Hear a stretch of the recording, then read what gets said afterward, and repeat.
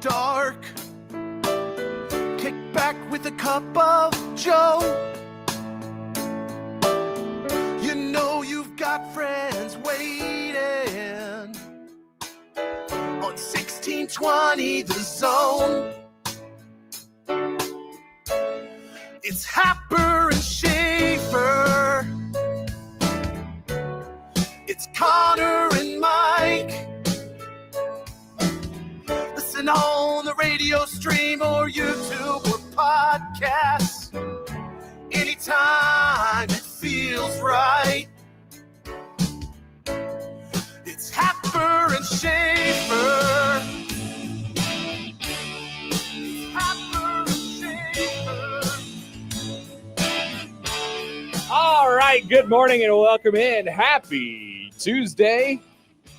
Happer and Schaefer, 1620 The Zone, 1620thezone.com, The Zone Radio Network.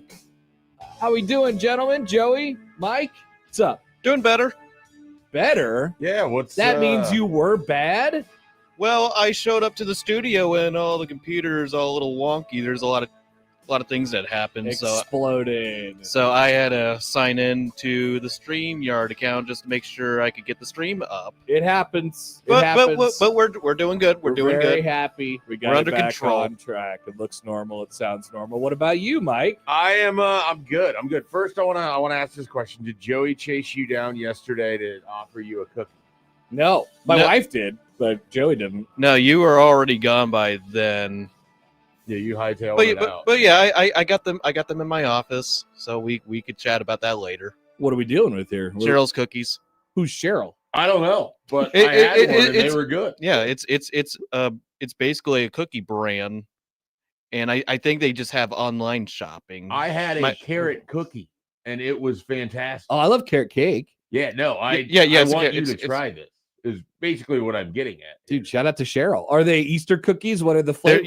They're Easter cookies. There's a few flavors, but carrot's one of them. Buttercream is another. Buttercream. But I'll bring them over. My mother shipped them out to here just to share amongst coworkers. It's one of the things like we can't get here. Well, I yeah, basically. I have no idea, but I want you to have this carrot cookie because I'm fascinated by what you think by it. I thought it was very good. I love carrot cake, so I'd probably be really interested in this. Yeah, I'll have carrot cake this weekend. All right. Excellent. So, in other news, I experienced something last night. Actually, I mean, it could have been Was it anytime sleep over the weekend. from not having another thing to do last night? No, I didn't get any more sleep, and Oh, here's why. Sad. Cleveland is playing West Coast baseball right now, and you have yet to experience this, I but soon haven't. you will. And they were taking on the scrappy, pull themselves up by their cleats Dodgers, and so it's a 1-0. You got to really be happy for those guys and all the success they've anytime had. you can sort of achieve in spite of all odds, Mhm. they're the Leicester City of Major League Baseball. I have no idea. Is that a soccer comp? Yeah, it is. I know, It is. I've They no were idea. the team that took the nation by storm when they came out of nowhere to defeat the evil empires in much the Exactly. same way the Dodgers. I have knew these that. these last couple of years, but it's like 10 o'clock. Obviously, a West Coast baseball game starts at 9 p.m. here. It's 10 o'clock, so you're only like an hour in. Cleveland has a 1-0 lead. Multiple times they have runners on first and third with like 1 out or less, and they're not getting these guys in.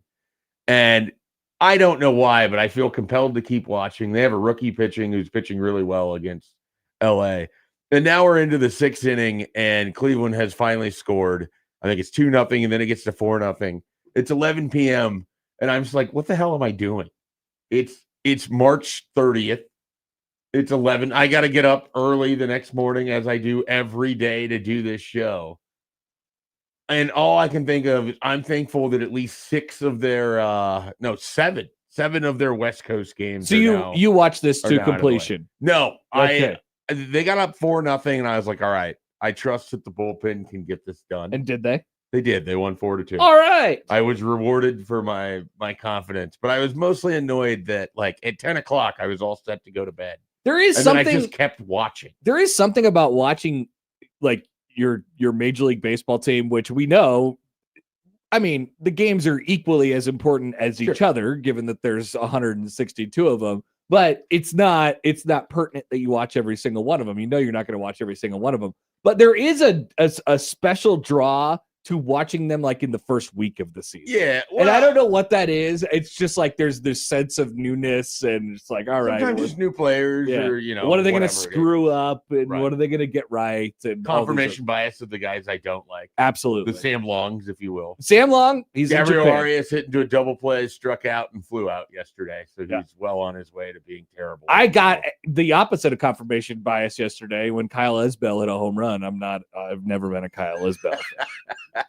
So that was weird. Perpetual fourth outfielder Kyle Isbell. No, he starts for. I know. He's in there every year. He's essentially a fourth outfielder that continues to get put in positions to start. Apparently, he's the best option out of any of the outfielders that they've cycled through over the last several years. Anyway, there you go. Baseball. My baseball team played at 3 yesterday. So that's what I'm getting at. Like, eventually, this will come for you, and you will be in a situation where you're like, do I care enough? And you'll think no, but somehow you're still watching an hour later before you finally wise up and decide, my house is 78 degrees right now. It's time for bed. That was the other thing. We made a great decision and turn on the air at like price 6. We decided against it because everything like temperature wise resets here this week. Yeah, but it didn't cool down overnight. It did not. It's nice right now still. Oh no, it was horrifying waking up. And then like it's a 2-story house, so I'm dealing with that. The heat rises. And a lot was learned last night. Well, you sound refreshed. Yeah, I mean that's fine from watching your team. You know, anytime you can beat the scrappy Dodgers, you feel good about the scrappy Dodgers. Beat the scrappy Dodgers. All right, welcome to a Tuesday show, everybody. Oh, this is an interesting idea.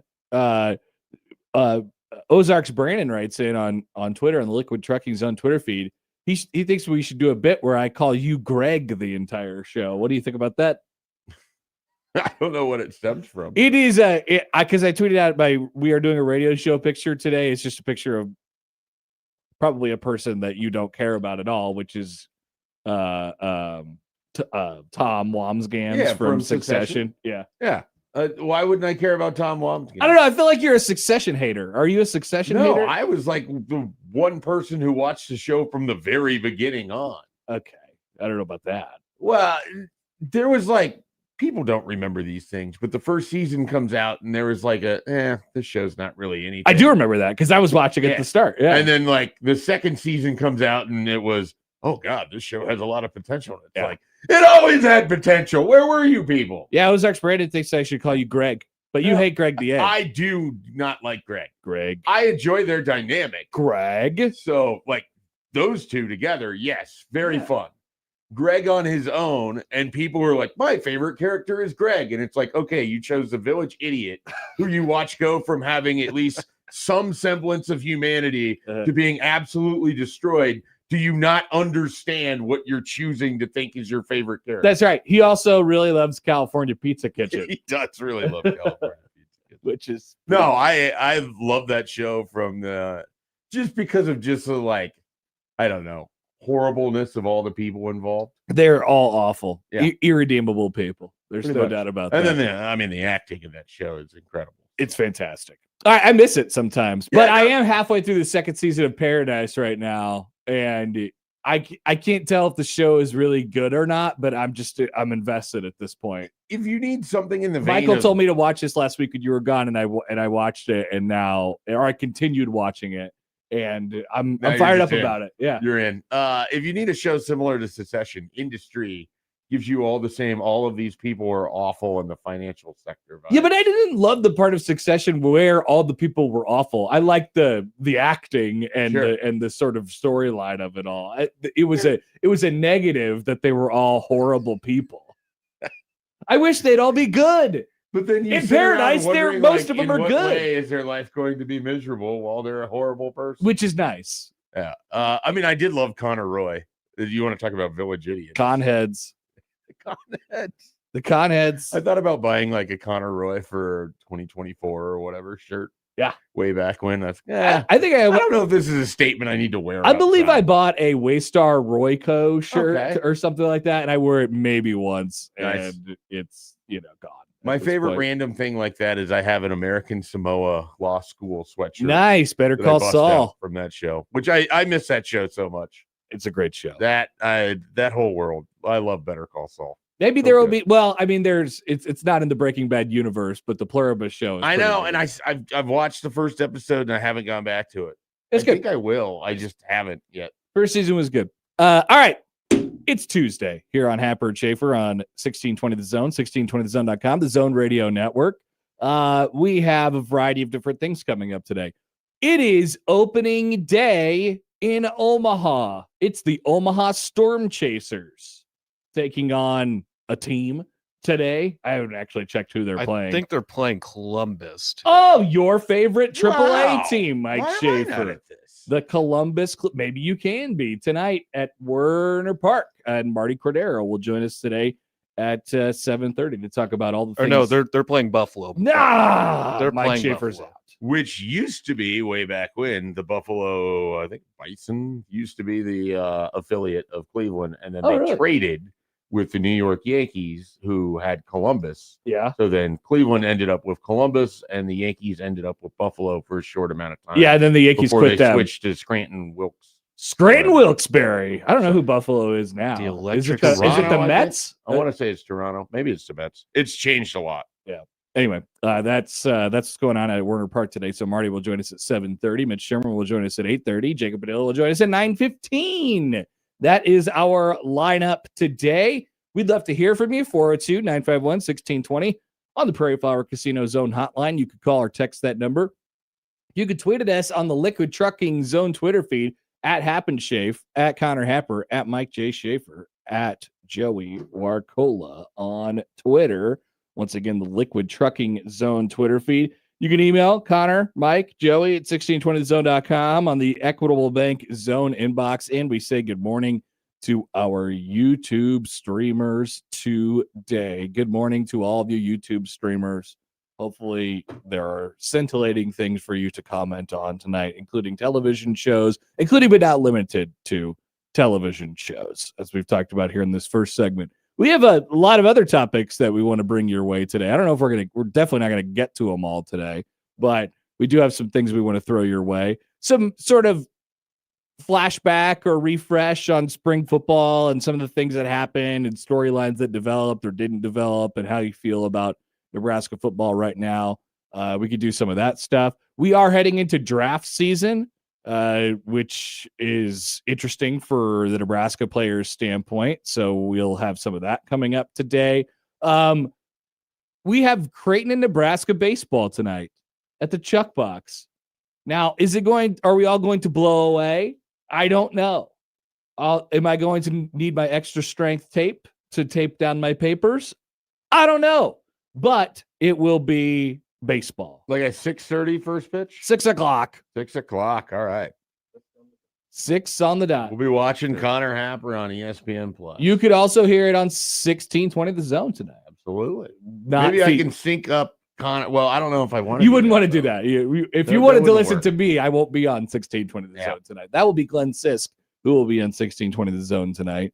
Nice. And you can hear me and John, listen to me and John, yell at me and John on the ESPN Plus broadcast tonight. Yell at the umps. We might yell at the umps. You never know. We've been pretty nice to them in the early going so far this year. I don't listen to as much Bishop baseball. I don't imagine that there's as many opportunities to yell at the ump. It's a little less intense. Yeah. It's a little less intense. We do some, wondering about things. We have that good banter going on between pitches and innings. I think we had we're working on it right now. We've done 3 games together. Always so a far highlight this of the year. radio broadcast, Oh, yeah. particularly when they get into the blowout territory of the topic. Yeah. We'll jump I into always something. enjoy that. We'll jump into something Yeah. weird. We'll ask some questions about ourselves, about baseball, about the world, about weather, things of that nature.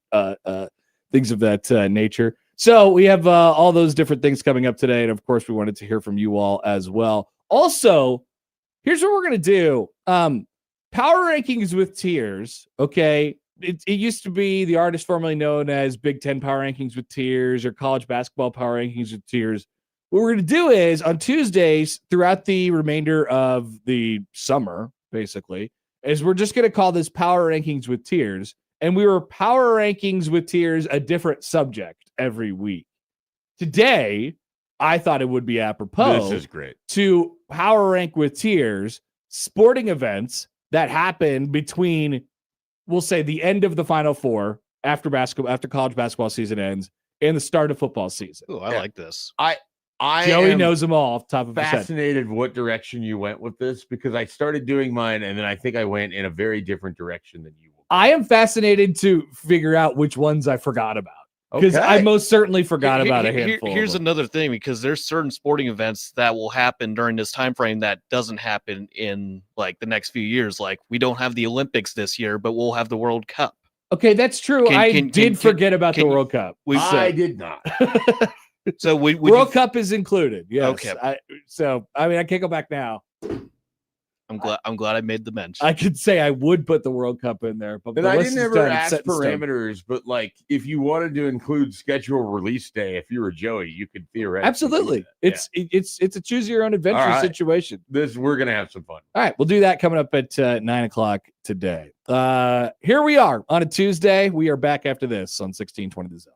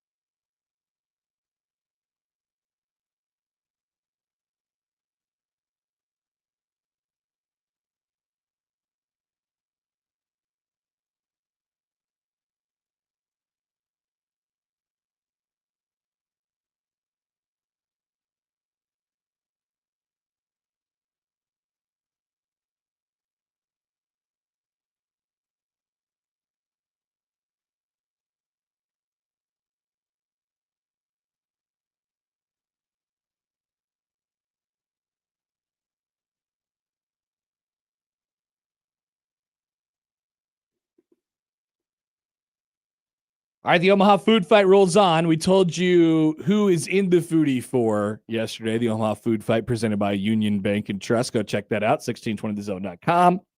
Voting ends in the foodie for after Wednesday, so you have about 48 hours left to get in on that. And then we're down to the final two.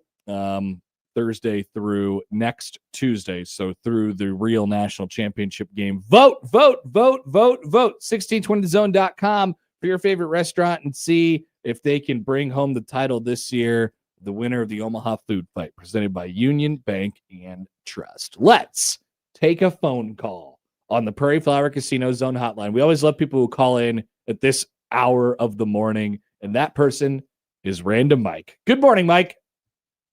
And this will be less random than usual. Oh, dang. That's kind of sad, be actually. the judge of that. All right. Tell me if I'm the first to say this. College World Series for both Nebraska baseball and Nebraska softball. Oh, you're dreaming. You're dreaming. I don't think it's that far-fetched. I mean, you're dreaming. I like it. Look, I'll admit, a lot of ignorance here on my part on what's out there with other teams. I can't tell you a whole lot at all, but I can tell you what I like about these teams, and I've seen them both. I happened to talk with the grandfather of our closer. What's his name again? Which baseball. sport? Baseball. I don't know who they're using. Deshaun Unger has most of the saves. He's kind of pitched in like both him? the 8th and the 9th inning. Do you like him? He's been kind of their most effective late inning guy. He came up big for them early in the season. They really haven't had that many save opportunities because they kind of have just bludgeoned teams late in games. To my knowledge, when the few that they've had lately, he's done great. Yeah, like I said, he had the big one. He's kind of the fireman in the Auburn game that allowed him to come back on that Friday night. I think he pitched well in the preceding series that they had earlier in February.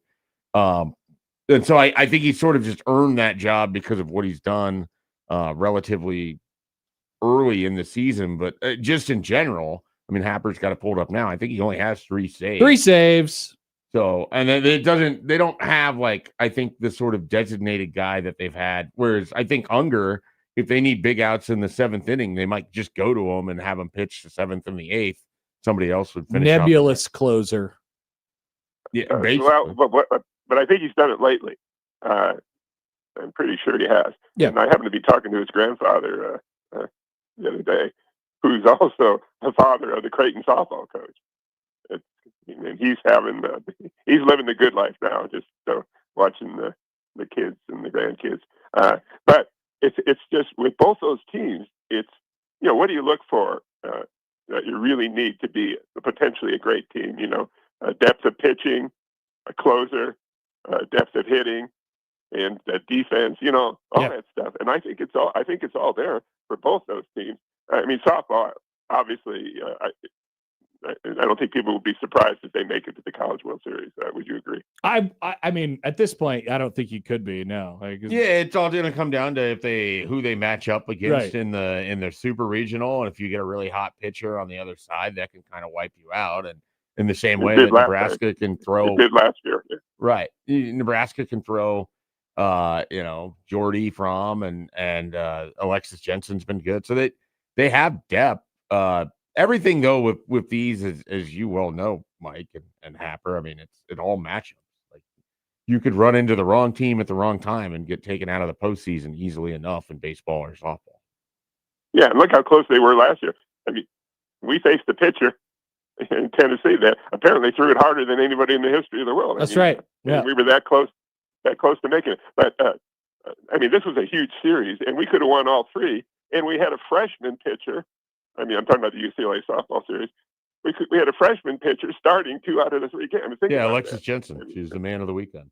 She's very good. And then she hit the home run. And then she hit a monster home run. Yes. So yeah, I'm just saying. We're dreaming, but it could happen. And was I the first to say that? I mean, maybe On out this show, loud. probably. Yeah, and maybe out loud and on this show. I've seen people like wink, on social media. They're like, I wonder what regional weekend could look like or super regional, stuff like that. But I don't know. I haven't heard anybody predict it yet. I have way more confidence in softball being able to get there than I do. With Me baseball. too. I need to see baseball You're not win a alone. You're not regional alone. for one time in the last 20 years before I'm like ready to sign up for them in the CWS conversation. Absolutely. But hey, it could happen. No, absolutely. Thanks, Mike. See you later. You got it. I am not saying that it can't happen. It can happen. They're doing the important thing, which is giving themselves the postseason berth. Yeah, Nebraska baseball. So top 25 in batting average at the moment, top 50 in ERA, top 15 in the country in fielding percentage, offense, defense, special teams. Yeah, look at that. Okay. They have a good special teams unit this year. I wasn't going to special bring this teams up. the defense of is special teams in baseball defense? So would that be the defensive coordinator? That'd be a good question to ask Richard Bisaccia. Okay. I didn't want to bring this up. I wasn't even going to put it on our sheet. Did you see the kind of insane Mike Eckler quote? Oh no! From yesterday. Oh no! Is it another Eckler drama? No, not drama. This is just like a reminder of he's a psycho. The Mike Eckler experience. Just I did not even catch a whiff of this. I am interested though. Mike, if you're out there, you got a chance. Keep dreaming. I like where Nebraska's at. You have to love where Nebraska's at right now.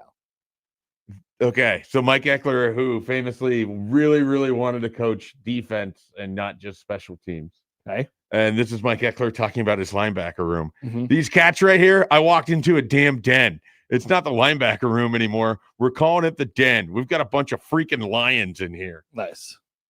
That's Mike Eckler. Yeah, he's crazy.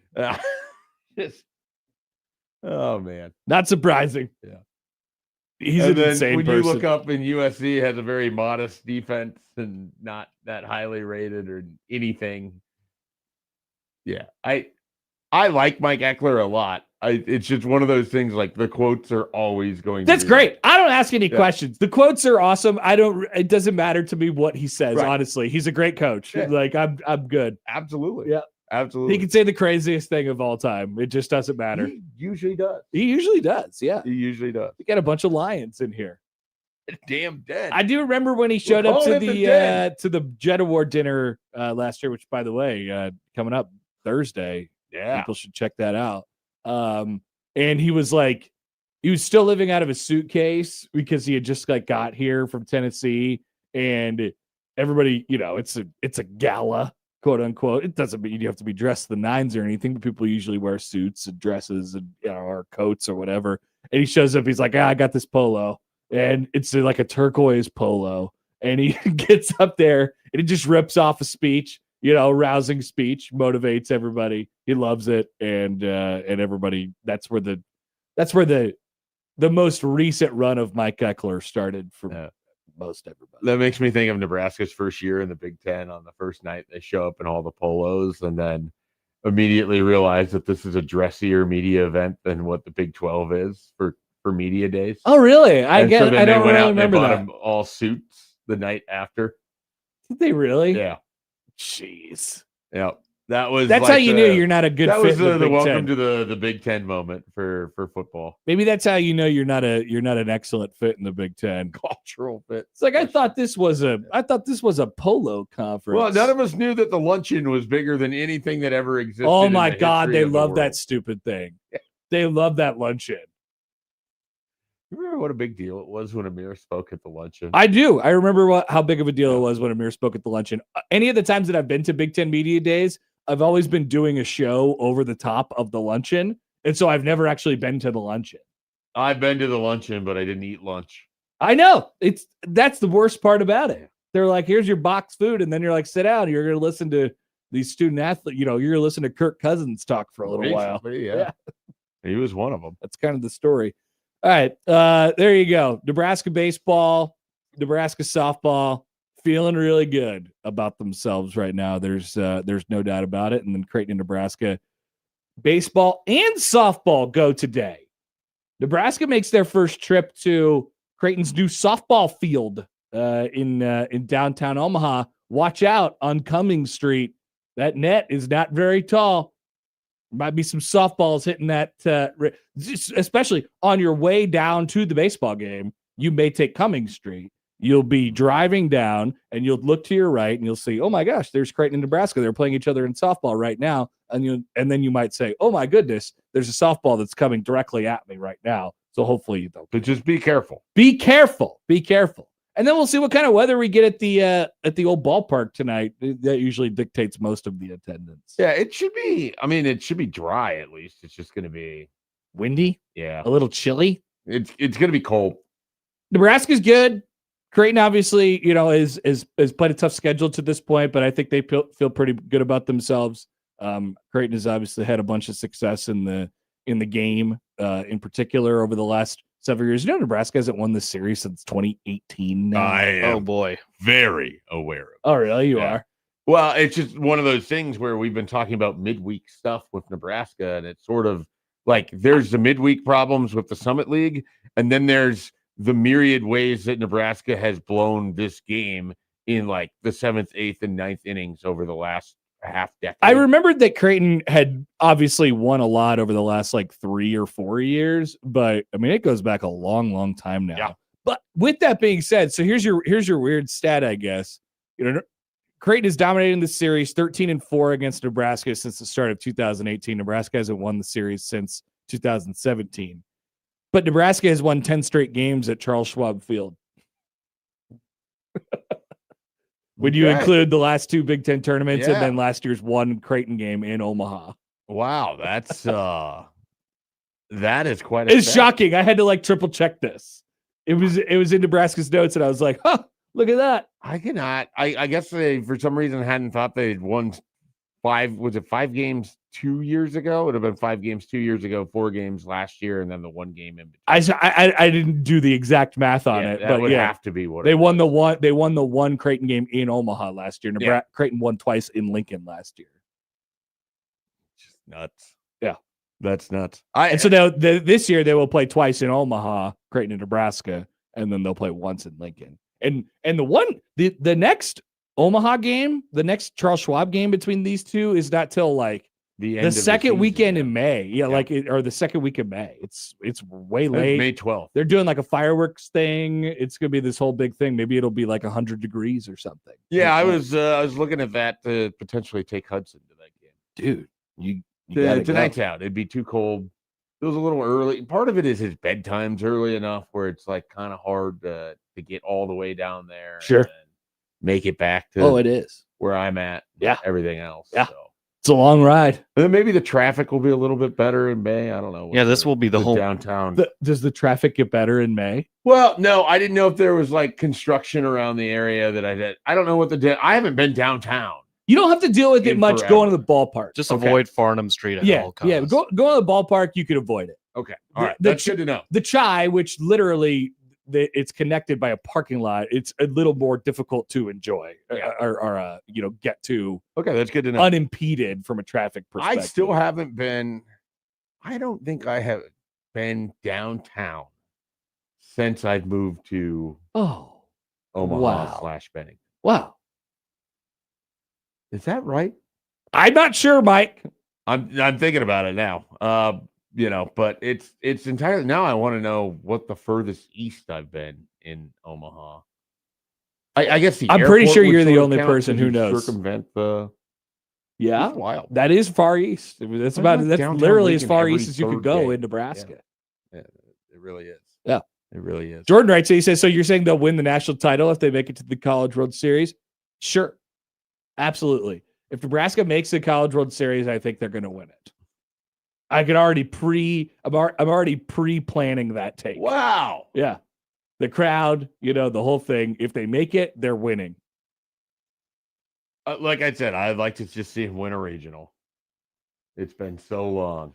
It's been 21 years. Well, yeah, it's been that long since they've won a regional. They've only really been competitive in 2 of them over the last 10 years. That was even in that stretch, there's a bunch where they missed too. Well, of course. I'm just saying yeah. the ones that they've made, they've only been really competitive in 2 of them. And by competitive, I mean winning Oklahoma a State game and or Arkansas, getting basically. to a regional final, I Yeah. guess.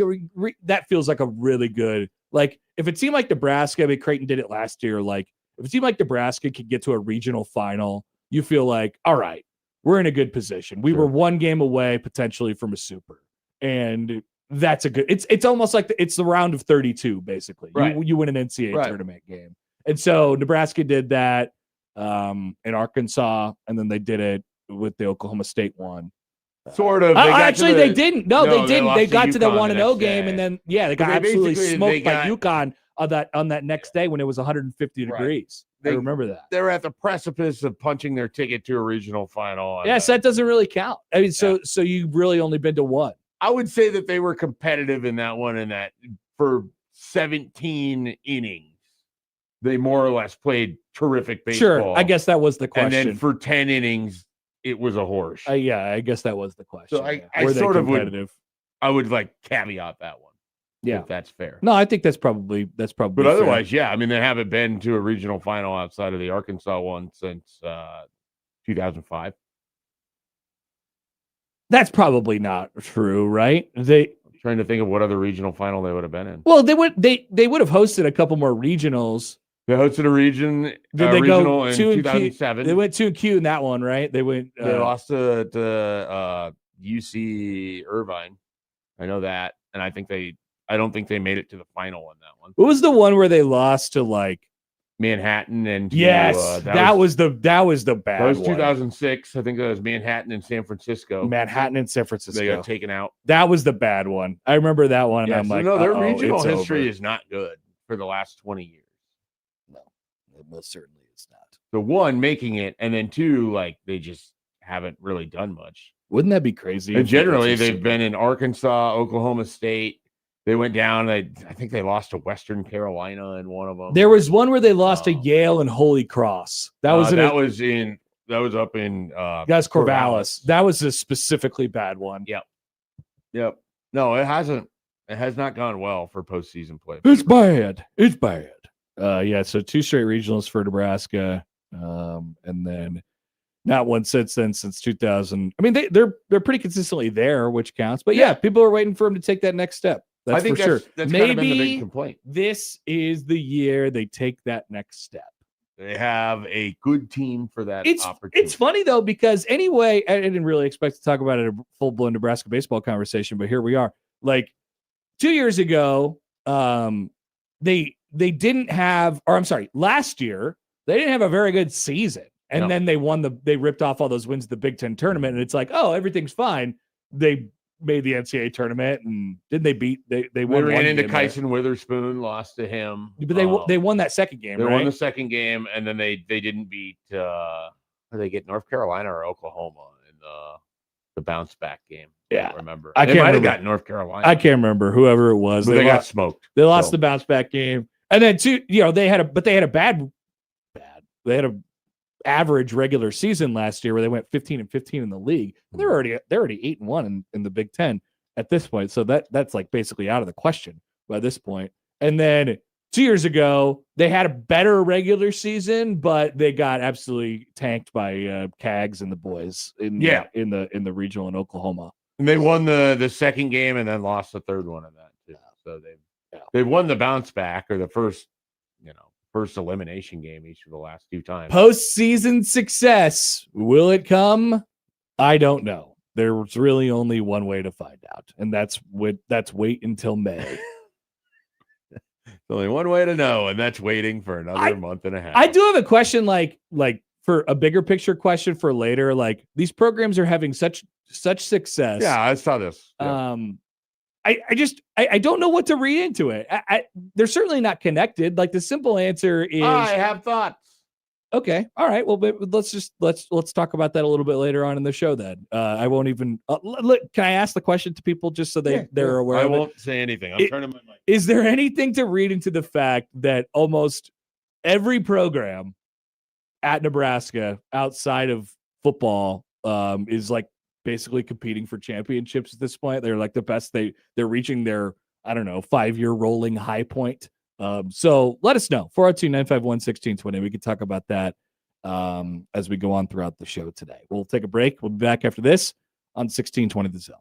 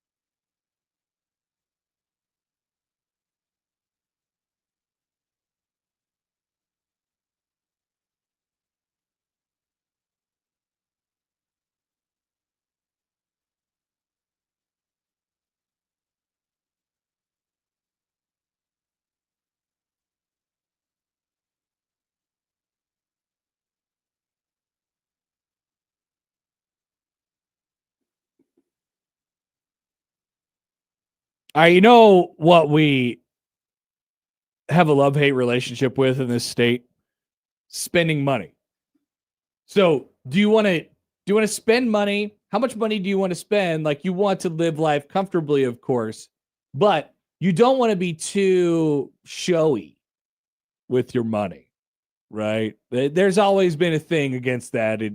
That's Nebraskans. We don't want to be too showy with our money. Yeah, we might be really, really filthy rich, but it's okay. Do you feel like you've ever been showy with money? No. How do people normally do that? Like cars? Like, I like to dress nice. Yeah. That's not because I like to show off. Yeah. I just prefer it. It could be cars, trips. I don't know. There's probably different ways.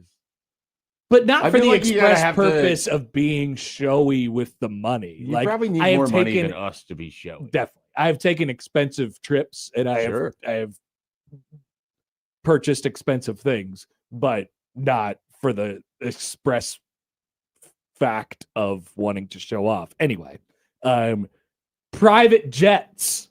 Okay, private jets. Yesterday, Front Office Sports did a dive on largest private jet travel expense in the country.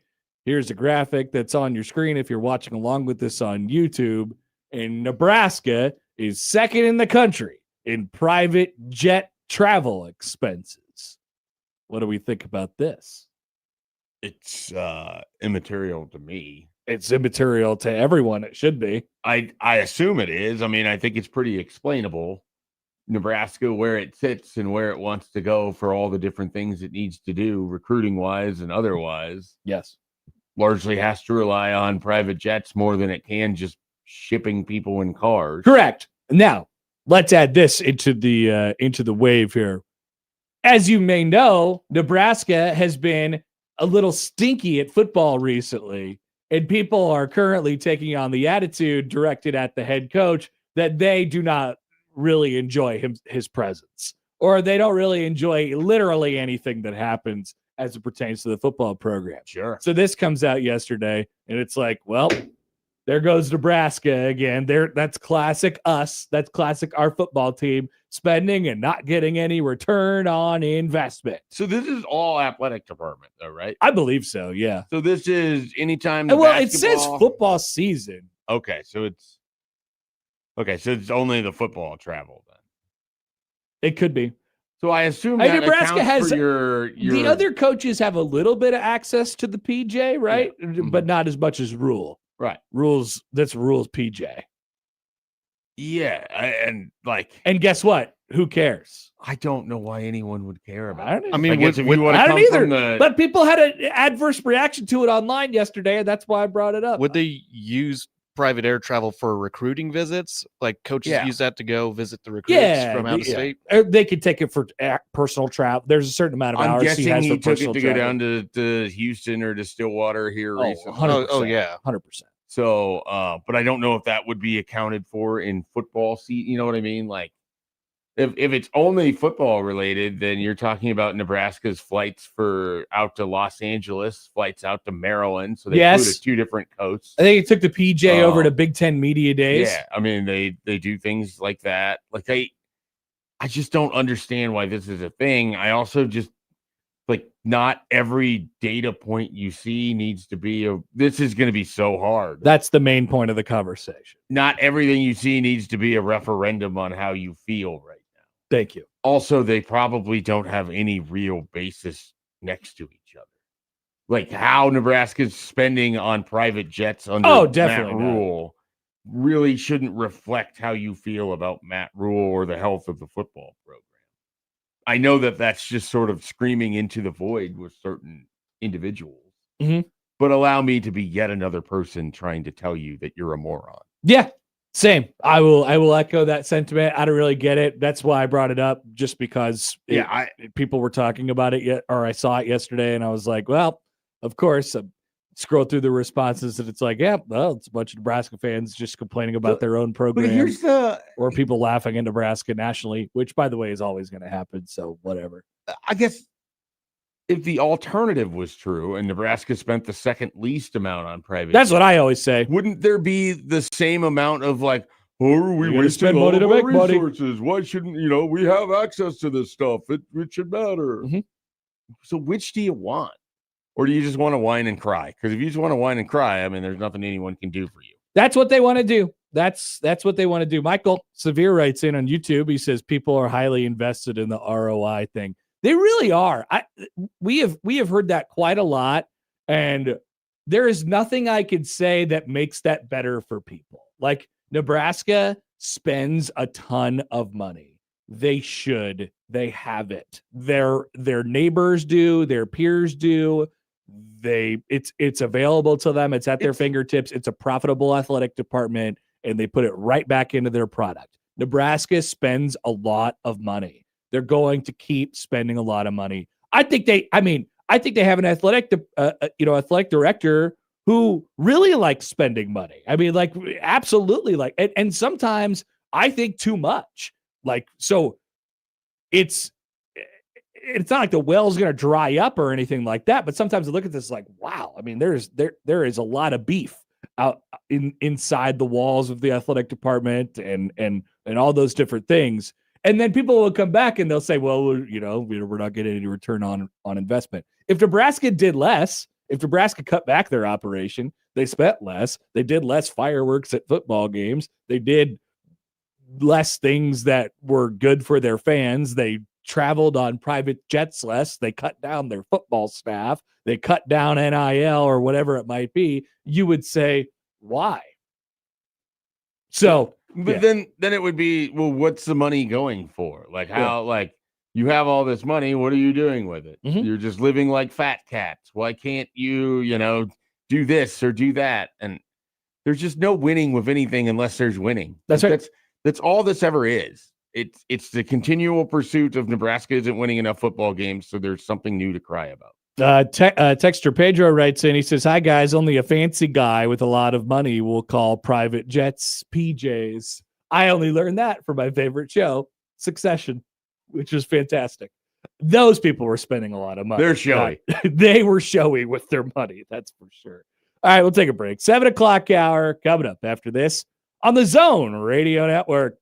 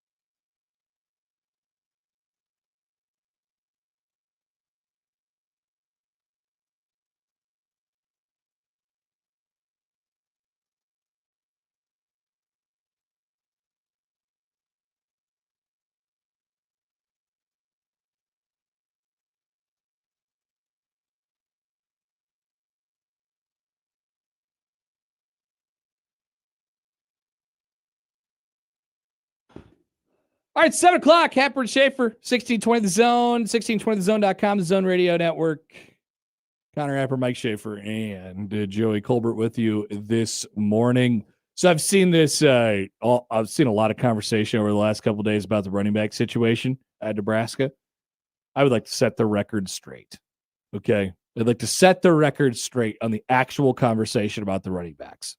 First of all, I mean, maybe this will be the topic that we end up talking about more. Schaefer, I don't understand how your thoughts could be so drastically different over 48 hours, over the last 48 hours as it pertains to the running backs.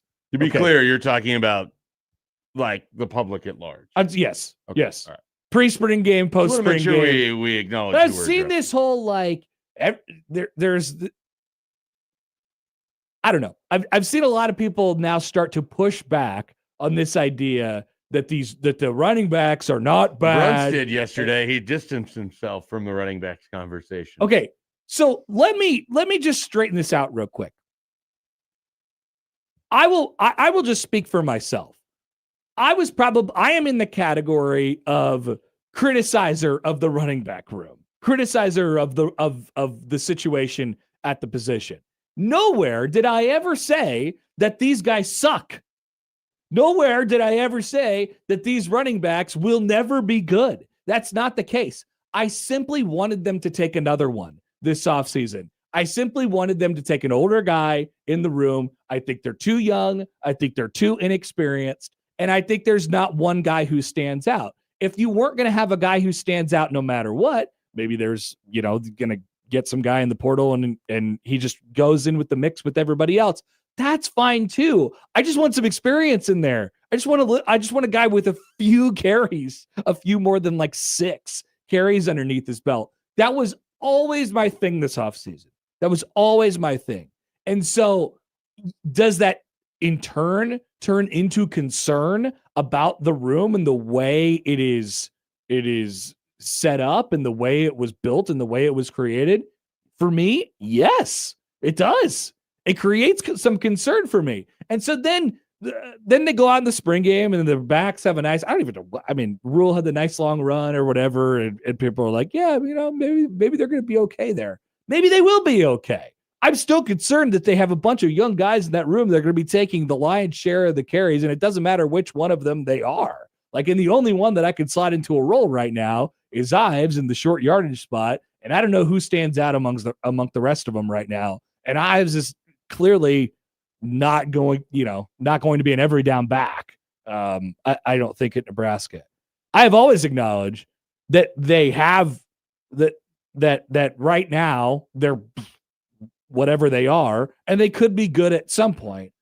And if people come back to me with if you would have taken a transfer portal guy in the offseason, that you might have lost one of the running backs, that would have been a fine trade for me. I would have been fine with that. Once again, I just wanted them to pick up a back with experience out of the transfer portal to make me feel a little bit better about the situation that they have there right now. If you trade out one of the guys who currently exists in the room, 1-for-1 for a senior from,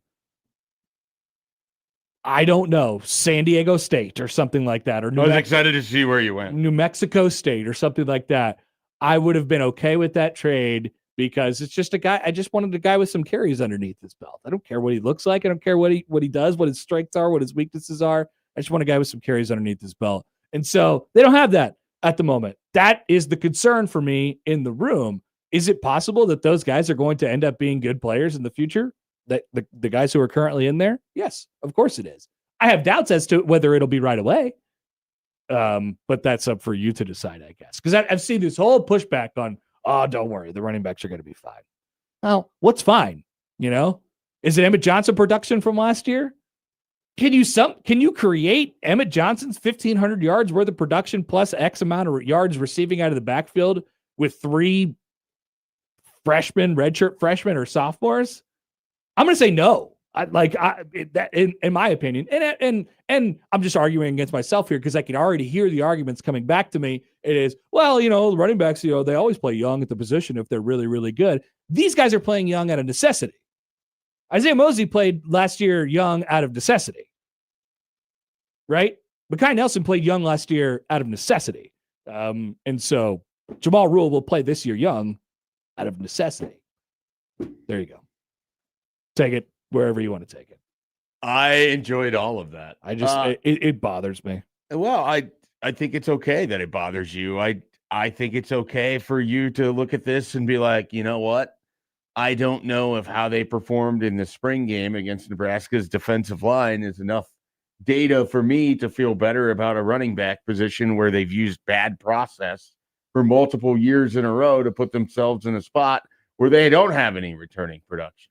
I think it's okay for you to be skeptical that a guy that they tell you that they absolutely love at the running back spot that didn't play between game 2 and 13, notably the conference season, it's kind of hard to look at him and be like, yeah, he could be our short yardage running back. I have no questions about this. It's kind of hard to sit here and be like, oh, there's no returning production at all. We're going to be completely fine at this position because 2 drives went well against a horrendous rush defense in a bowl game. Yeah, I mean, I think it's unbelievably fair to be skeptical of what Nebraska is doing at running back right now because there's no reason to believe that it's just going to work. Just because it did with Emmett Johnson, who came back with significantly more returning production in 23 to 24, let alone 24 to 25 compared to what you have on the roster, does not indicate that everything is going to be well. Now, it very well could be that Jamal Rule is a great running back and everything ends up being fine. That's good. I hope that works out. It doesn't eliminate the bad process that got you to the point where this is your running back. Yeah. Where you end up with largely a group of guys that no one else recruited to play a position that's really important to your roster. I think the other thing is people sort of take this as a knock.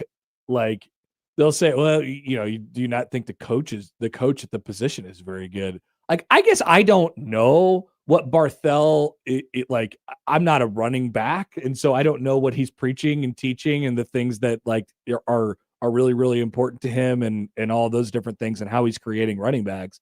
I don't know how much control he has over which guys he puts in the room.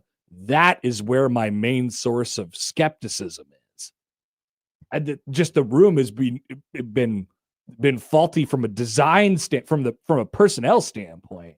Really, all of the time they've been here, all of the time it's been that way here. since Amir Abdullah walked out the door. They've had a running back room that's been, average to below average most of the time. And like there's been a couple instances where it felt like they were playing the wrong guy, and then the right guy comes in, and it's like, oh yeah, everybody knew that was the right guy. Like Emmett 2 years ago. Sure, everybody wanted more Emmett. We finally got more Emmett, and then look at what happened. And then they can always come back to that and say, see, that's what happens. When you do it our way, and you find he waited all his time to get on the field and stuff like that. Like I'm not sure. Part of the Barthel conversation for me is like, did he not recognize Emmett was better than what they were currently putting out there? Yeah, I don't know. Like how much credit do you give to Emmett for being motivated enough to or developed himself into what he's doing? How much credit goes to EJ Barthel? How much credit goes to the overall scheme from Dana Holgorsen?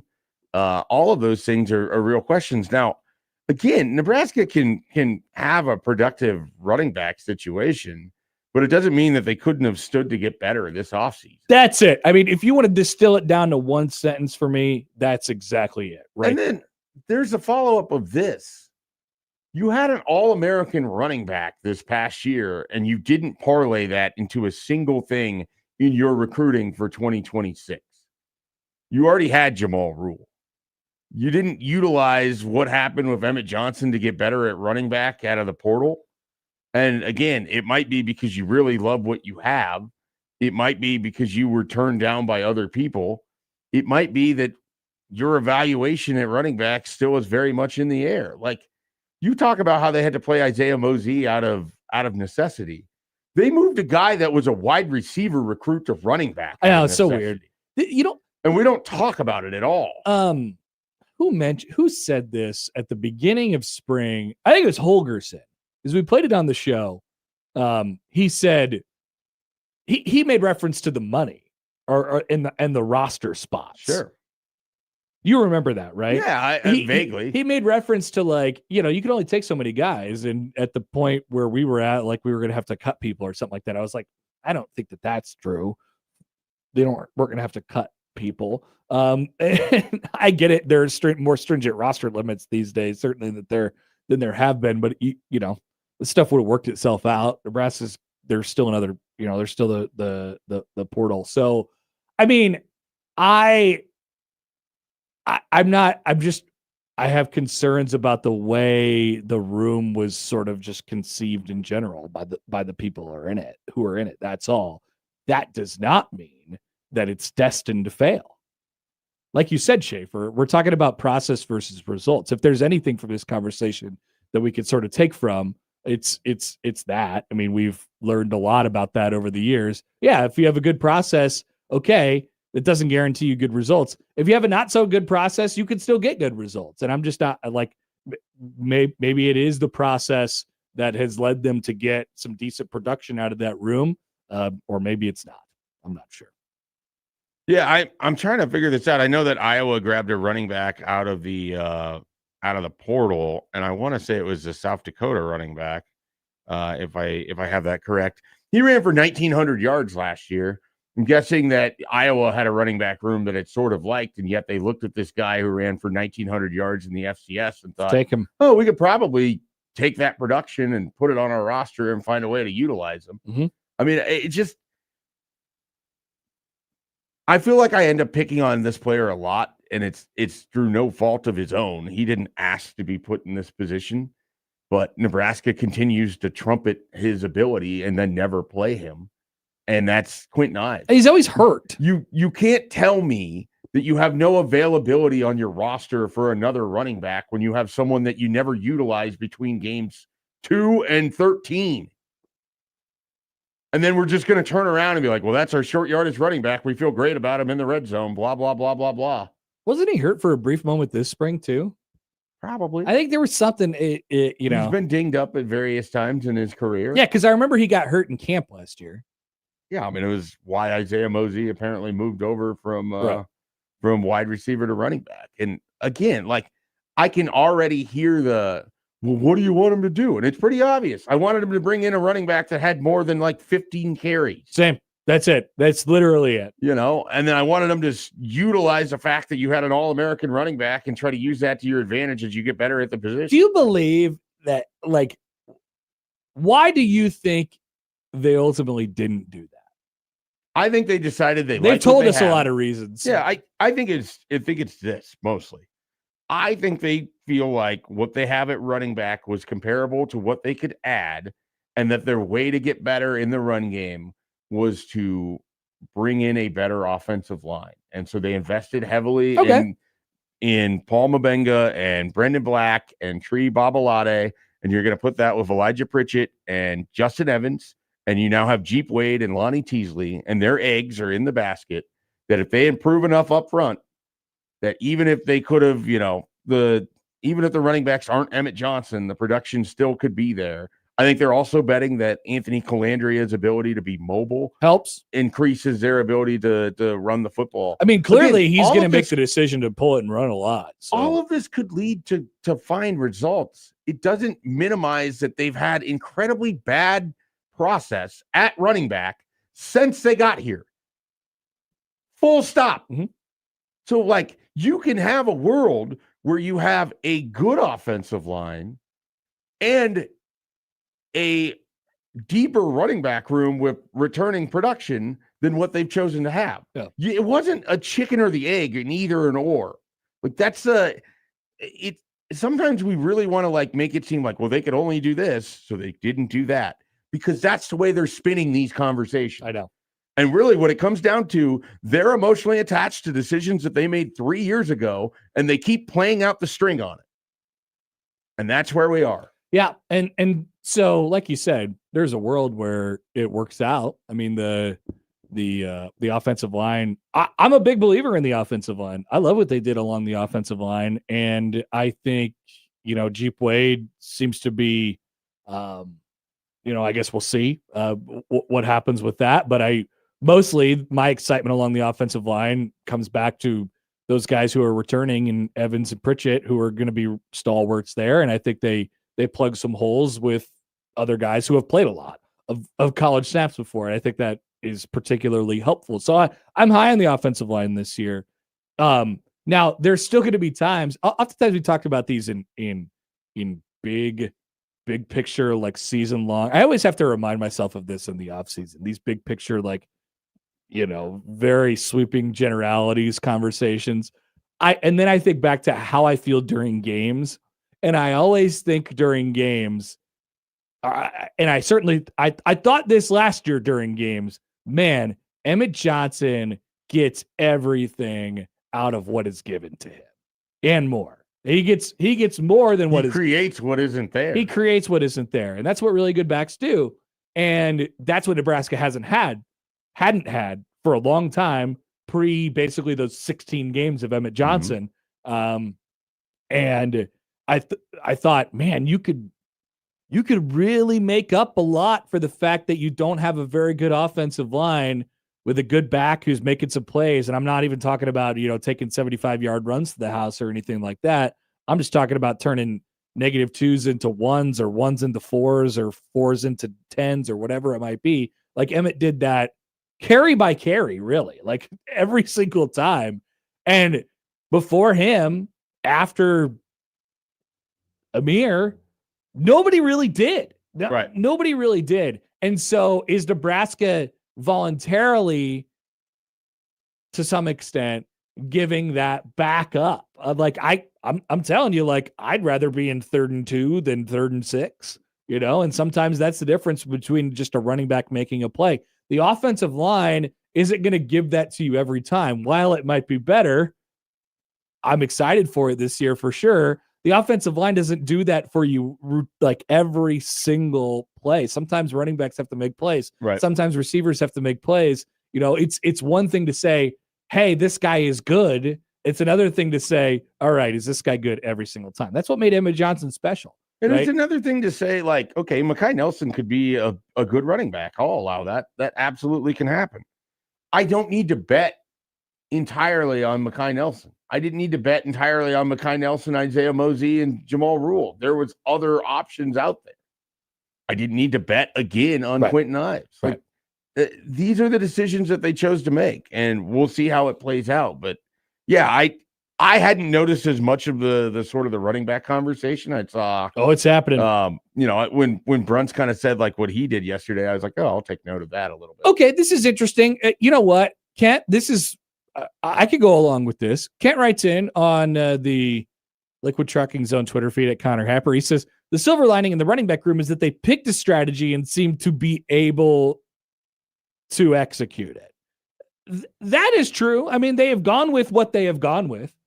What's the strategy? The strategy is to moneyball the running back position. And I'm not even talking about from a money perspective. Sure. I'm talking about we're trying to put our people always think about money when I say the word resources, but like they're basically putting effort into all the positions that aren't running back. And I don't know, that sounds really, really bad when I say it that way, but they're thinking, all right, well, we can get good production out of that position if we're just really good surrounding him. And that's the quote unquote strategy. But their strategy last year is we're going to go above and beyond and pay Emmett Johnson because we think he can be special. Yeah.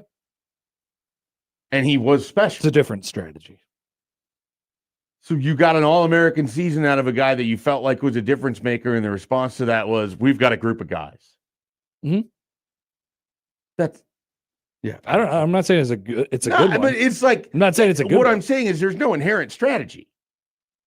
I mean, no, I think they wanted it to, it seems like they wanted it to be this way. Like, yeah, I think ideally they would rather have a group of running backs than they don't have their hands tied behind their back here, like we just talked about for 20 minutes. Like they did this on purpose. Right. It was a conscious decision to make the running back room the way it is. Right. What I'm saying is that we can't say the strategy works because we don't. It's not. I didn't say the strategy worked. Yeah. I just say there is a strategy and they are executing it. That's what Kent said. Okay. And that is absolutely, I mean, that seems I to be true. misunderstood. I thought he was saying that the strategy previously has worked. He said the silver lining in the running back room is that they picked a strategy and seemed to be able to execute it. And that feels like that is the case. Here's Cody. He says on the text line, I am glad that basketball was good because this football talk is depressing. Well, hey, get ready. It's March 31st. There's a lot more where that came from. Depressing football talk. Text from the 402. Who cares about replacing Emmett's production or whatever? I didn't get us anything, like wins. Running back might not matter. We had the best in the conference and it got us nothing. Okay, I would say that it got you to your 6 wins. Yeah, that's not a good way to look at it. In my opinion. Yeah, I mean, what would the season have been like if not for Emmett Johnson last year? I mean, you probably don't win. Guessing Maryland, you don't win Maryland. You probably don't win Northwestern. Maybe you still win UCLA and Michigan State, but hard to say. Yeah, I mean, Emmett Johnson's 2 touchdowns off of screen passes in the UCLA game. Just if you're offering me an All-American running back, I'm taking it. It doesn't matter how many wins I like. If you said Texas State had an All-American running back last year, but they went 3-9, would you still take an All-American running back? Like, yes. We would. I don't know if the people down there would. I suppose different conversation. I guess I look at it the other way. It would be the rest of what was around Emmett Johnson that didn't help him win more games at Nebraska. Right. Rather than Emmett Johnson didn't win enough games by himself at Nebraska. Right. Let's see. Nathan Zajasker writes in on YouTube. I don't think an elite running back is that important. Emmett was great last year, but we still underperformed. We needed an elite line and a quarterback that doesn't think he's Mahomes. So glad Dylan is competing for QB2. By the way, did you see Dylan in town over the weekend? Yeah. There was some buzz about Dylon coming back to town. I assume he's like romantically involved with somebody. A softball player, I believe. All right. Yeah. Not to Nebraska TMZ this thing, but I believe, yes, a softball player. So, Master will know. We'll ask him. Yeah, I do think like there is reason for. Don't take this conversation wrong. Like, I think there's reasons to be optimistic about this team. Like, there are definitely things that you could look at and say, I'm really interested to see how that goes, like in a positive way. I feel like this is going to be good, and this might be a welcome change for Nebraska. This might, infuse some fresh air into the situation and all those things like that. I think what we are saying is they had an opportunity to add to their running back room. They chose not to. And now this is sort of what they have. And we have no idea how that's going to look or work in the fall. And there's really no safety net because you have nothing with returning production. Specifically with the running backs. Right. Specifically with the running backs. All right, let's take a break. We will come back. Marty Cordero will join us on the other side. Let's find out what's going on at Warner Park coming up this season and some of the festivities tonight as the Omaha Stormchasers open up their home schedule. President C joins us coming up next on 1620 The Zone.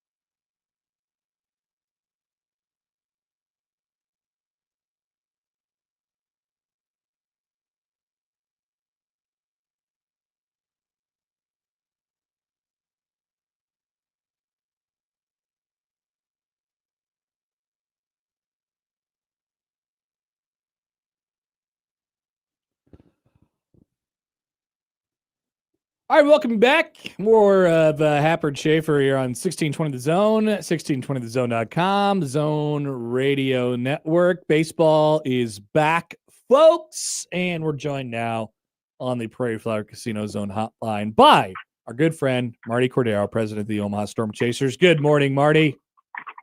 Hap, Schaefer, good morning. It's baseball day in Omaha, and it's going to be a great night at Warner Park. Thanks for having me on. What's going on? What have you been doing?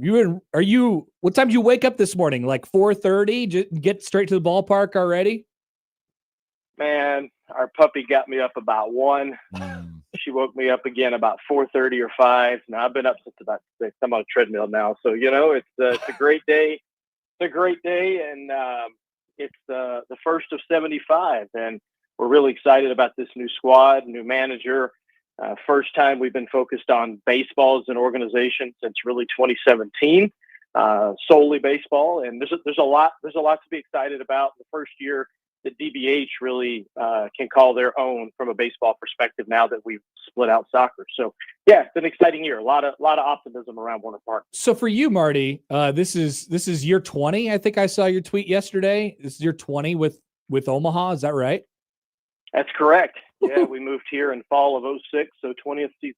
20th season. Do you still get a special feeling when opening day comes around, or is that gone by now? No, it's baseball is different than other sports. I think both of you guys, being baseball guys, would agree with that. It's different. There's a unique off season. Then you have spring training, which is really unlike most other sports. And then you have the beginning of the season. You have these stages, and this is just the next stage. And yeah, there's a little bit of renewed optimism, butterflies, if you will. And no, my 28th minor league season, 31st baseball year overall, it never gets old. Tonight's going to be fun. The bunting's up, the ballpark is clean, and we'll have starting lineups. The players and the staff line up on the base paths, and all the bells and whistles tonight. One of the things I always love about minor league baseball and what you guys do at the Stormchasers in general is all the different themes, the promotions, all of that stuff. What have you been cooking up this offseason? What are you most excited about in terms of your themes or your promotions this year? The 2-foot team wiener. I'd have to start with that. That's a drop. I think. It is an amazing menu creation, if I will, by our chef Joey Alonzo. No, all kidding aside, the 2-foot team wiener is awesome. You guys will have to try it. I think you guys both saw it the other day, and a lot of new food creations that Oakview Group has come up with. But no, Schaefer, we're excited about a lot of themes and a lot of promotions that we're doing this year. I would say that our promotions team, led by Marcus Sabata and then Katie Scott, they continue to up the ante on things that we've been doing. Everything Nebraska night, Run Tonight will be back this year, and this year it's an awesome Runza hockey jersey, something they wanted to do totally different. Yes, at the baseball stadium, right? But that'll be another fun night. But we just continue to improve and enhance those nights, and the fan favorites are back. $3 Thursdays, where you get $3 tickets, $3 beers, $3 hot dogs. Friday fireworks are back, and a number of character entertainers, and it's gonna be fun. It's gonna be a fun year. It was a tough year baseball wise last year, but man, there is all of a sudden in the Royals organization, there is some real depth of pitching now. People are saying that the Omaha Stormchasers could have like a top 20 rotation in all of baseball. Is this possible? Is this what it looks like to you? Yeah, it's possible. You have to score runs too. So, there's that. But, look, there's a lot of depth. And I think the Royals saw it last year during the season at the big league level when they needed pitching arms, and Connor, you and I spoke about this. Our bullpen was basically in Kansas City by May 1st last year, meaning our Stormchasers bullpen. And then beyond that, there wasn't a lot of depth in the organization that was ready for the big leagues. Not that there wasn't depth, but big league ready depth. And they have gone out from a starting perspective, have rectified that. those guys could go long, if they have to come up and pitch out of middle relief or long relief. So it's not just depth for the starting rotation. And, there's some big arms, and you're right. There's 2 or 3 guys. I mean, look, Lewender obviously had a great World Baseball Classic. Yep. He had a pretty solid spring. On most squads in the big league, he would have broken camp either as a long guy or a fifth guy at the big league level, and he's our number 2 starter. So, there's a lot of depth here. They're excited about the experience that they signed. Not to go in all the names, but we have more big league experience on this roster than the last 3 years of Stormchasers teams combined. And they've gone out and signed, you got Newman and you got Diaz. You got a lot of guys around the infield that have big league Drury, that have big league experience. So it probably helps to have that when you're also kind of have a manager who's stepping into the AAA role for the first time. We've had Patrick Osborne on this show here already, but how's it kind of been forming a new relationship with the next Stormchasers manager in Patrick Osborne? Look, Ozzy's great. He is, even though he's, I guess, on the younger side, when you look at the managers that have been at AAA, between Poley, recently retired Jersh, Scott Thorman for his 1 year. So he's on the younger side, both in total professional experience as well as experience in the Royal system. He's a little different in that most, just like the players, the Royals tend to bring their coaches along through the system. Ozzy came, from outside of the system, having spent time with the Marlins and Yankees system. But he's great, great personality. He's going to be a player's manager. He's someone who understands what the front office has to do from a community relations and all the demands that I have on our organization to continue to give back. He's going to be a great partner in that, as well as the other things we have to do, promotionally. So, so far so good, but he's a great guy. I hope the community will take a chance to get to know him when they see him out and about and they see him at the ballpark. And really, really excited to have him leading our squad. Hey, you mentioned the sort of soccer split. Obviously, there's a couple things that come along with that. What's it? I feel like I don't even remember a time now in which there weren't faded soccer lines painted on the field, or a quick changeovers from long weeks from baseball. And how different and sort of. I mean, I know you guys have really, worked well with Union Omaha and all those things, but it's Werner Park. It's a baseball park again. Like, how different is that going to be? Well, I hope it's not too different. I mean, honestly, you said it, and it's a baseball park. It's always been a baseball park. Right. Without minor league baseball, Union Omaha wouldn't exist for a couple reasons. Gary Green was here, and it allowed him to expand professional sports in Omaha as well as doing it at Werner Park. But it is a baseball park, and yes, it's going to be fantastic for our grounds and ops staffs as well as our merchandise staffs to not have to continually flip back and forth throughout a season. Union's in a much better spot playing at Creighton. They've got an amazing squad this year. Head coach Vinny Candela in his first full-time year, and Alexis Poulos is the COO. They're doing a great job, and I'm still a minority owner in the club, and I have a vested interest in what happens with them. But right. Our focus at Werner Park really has shifted 100% baseball, special events baseball, and then special events non-baseball. And our calendar is filling up. We can't wait for May 8th and 9th when we're going to host Cosmic Baseball, when I'm anxious to see how pitchers pitch in glow-in-the-dark baseball. I don't want to be a pitcher pitching in the dark, but on the mound. But there are a lot of exciting things that we're able to do now, again, like we did pre-COVID and pre-soccer, that we haven't been able to do because we have entire weeks and weekends back that were otherwise focused on soccer the last 5 years. Yep, I'd imagine that feels pretty refreshing. So congratulations on another opening day coming up tonight. Should be a big night at the ballpark. Enjoy it. Have fun this evening, Marty. Anything else we should look forward to tonight or this season?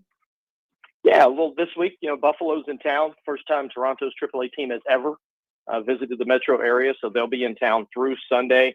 And go to OmahaStormchasers.com to check out the promotions. Like I said, tonight, 6:35, a day game tomorrow, and then first $3 Thursday is Thursday night, and then on Sunday, our first family fun day, and there's an Easter egg hunt that will happen, that day as well.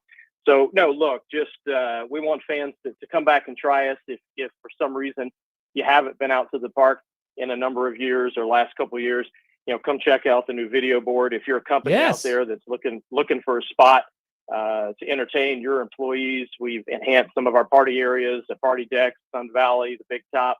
Some of those areas are enhanced, and all new AV microphone and speaker system. And then if you're watching on television, all new cameras. So we've really, Diamond Baseball Holdings has really invested in our production, and we're excited. We're excited for this year. And Hap, are you ever gonna put your hand and mouth again on microphone on the field at Warner? You knew I was going to bring that up. I do. I did. I was probably not as prepared for the question as I should be. Yes, I'm happy to be there. I have gotten very busy over the last couple of years doing other games and things like that.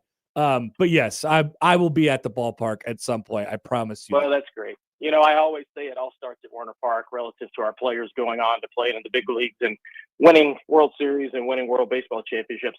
Same with you. We know you started with us. Just don't forget us. You're part of the minor league system. Endeavors. That's right. The Royals pipeline. You're right. So, but look, whenever you guys are ready to come out, and I don't know if we're going to do a couple of games with Matt like we did with you the last few years, but if we do that, you'll have to come out, and we'll have to give McMaster some grief if we're doing some day games. Oh yeah, that's a deal for us. Sounds like something we can accomplish. Yeah. And I'll be right with you guys. I'll be with you guys. But look, appreciate you guys supporting local sports, and let's do this again soon and see you at the park. Yeah, Marty, thanks. Thanks, guys. Marty Cordero, the president, GM of the Omaha Stormchasers. There is some dudes, too. I am looking through this roster, and so many guys have been once rostered on my fantasy team at one point in time early in their careers. Yeah. Their infield alone, with Brandon Drury, who was a former All-Star just a couple years ago, Josh Rojas, who played pretty well for the Diamondbacks at various times in his career, Kevin Newman previously came up with the Pirates. Those are all guys that are likely to, I would assume, play for them in that infield. So their lineup is like almost going to be complete. It's almost a completely different roster. They had a deal last year where they just were kind of at the tail end, and guys were bumping up against all right, I'm out of options, and whatever. It just hasn't worked they out. have so much minor league depth that if anything happens topside, you've got a guy, and Abraham Toro played in a playoff game for the Mariners a few years ago, and there's no doubt, the like they'll go through changes because there's no doubt there'll be injuries at the major league level. Like Luinder Avila's going up at some point. Yeah, who are these pitchers that you were referencing? Avila, Bergert, and Ben Caderna are those guys could all be major leaguers right now. Steven Cruz has been really good at the bullpen for the Royals and the Stormchasers for the last couple of years. I know Steven Cruz. Yeah. So I mean, there's some guys in there. That is for sure. Eli Morgan, former Cleveland relief pitcher. A lot of Columbus Clipper action for Eli Morgan, probably. Over the last couple of years. So 6:35 is first pitch tonight out at Warner Park for Omaha and Buffalo. It's their opening day celebration. And so I always love walking to the ballpark and seeing the bunting. Not the actual, like when they lay down bunts, but the bunting. The bunting, the flags. So it'll be a fun night, a lot of festivities out at the park. Go check out Marty and the Chasers as always. We'll take a break. Joey's got the headlines after this on 1620 The Zone.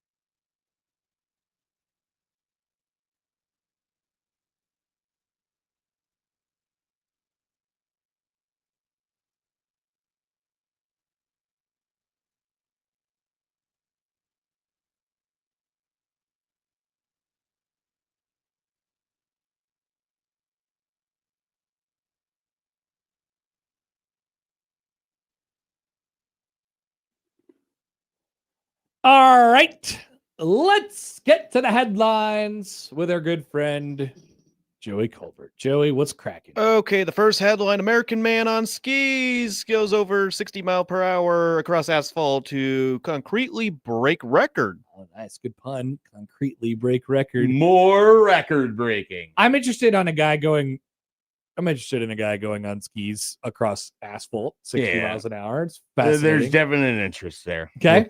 What else we got? The second one, Barbie event issues refunds after comparison with infamous Glasgow convention. All right, so this does a really good job because the first thing that you wonder is, what's the infamous Glasgow convention? Sure. That's what it is for me. So this is going to be our choice today. Let's take a look. The organizer of a Barbie event in Florida is issuing refunds after photos from attendees drew mockery on social media in a very unflattering comparison. Barbie Dreamfest in Fort Lauderdale promised an interactive dream house, roller skating party, fashion show, workshops, and more, with the tickets ranging from $69 to $449. But it didn't meet expectations for some fans, with the lineup of attractions providing shots of pink and an otherwise rather dour-looking convention center being compared to the infamous Willy Wonka event. Yeah, we got to Google. Yep. In Glasgow. I don't know anything about this. We're going to find out. The disastrous dedication to one of literature's most recognizable characters also saw refunds issued. Children were left in tears, and police were called too.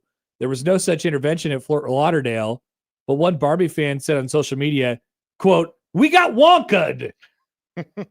A spokesperson for Mattel, which owns Barbie, has acknowledged that the reaction after some attendees told Sky's U.S. partner network NBC News of their experiences from Sky Network, by the way.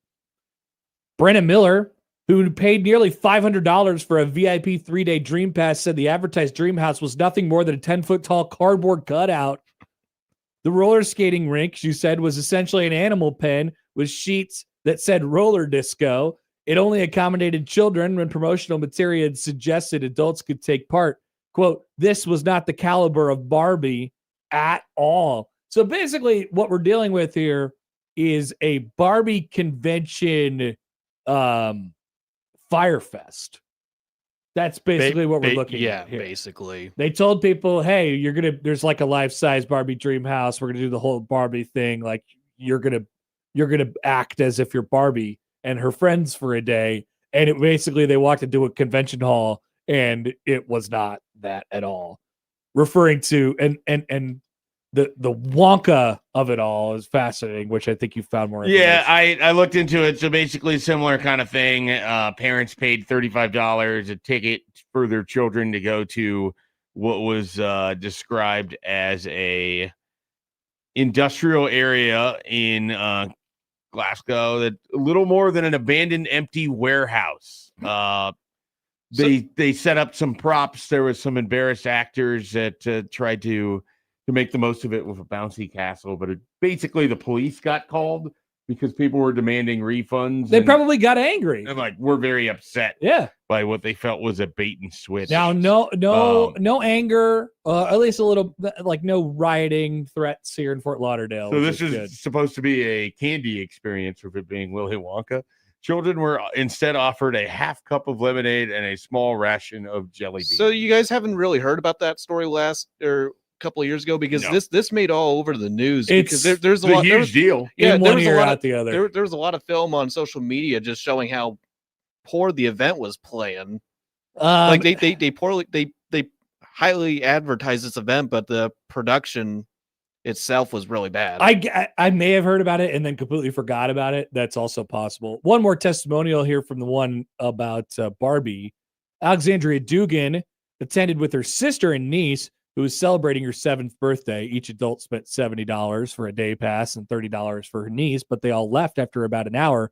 Ms. Dugan said the humongous hall was too big for the number of displays. Her niece was unable to experience the bike course because the only bicycles available were too small. The bigger ones had all broken. She told NBC, quote, "There should have been some type of overseeing of events or backup plan to make sure this is what you posted on social media, because it was not that."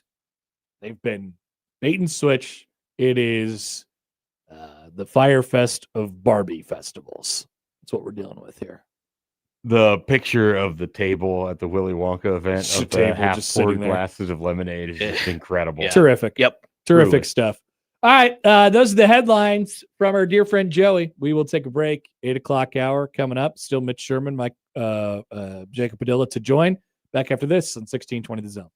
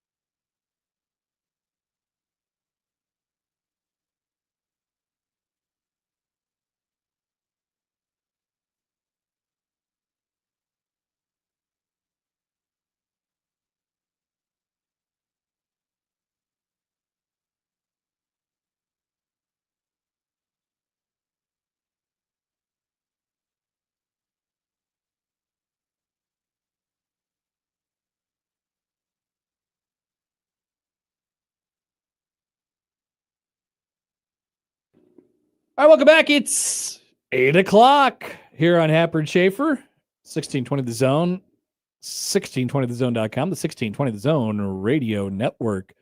We have a couple things to remind you about. Number one, the outdoor upgrade contest is still going on right now. You could register for your chance to win a $10,000 outdoor upgrade from Robert's Nursery, Landscape, and Lawn, which sounds amazing.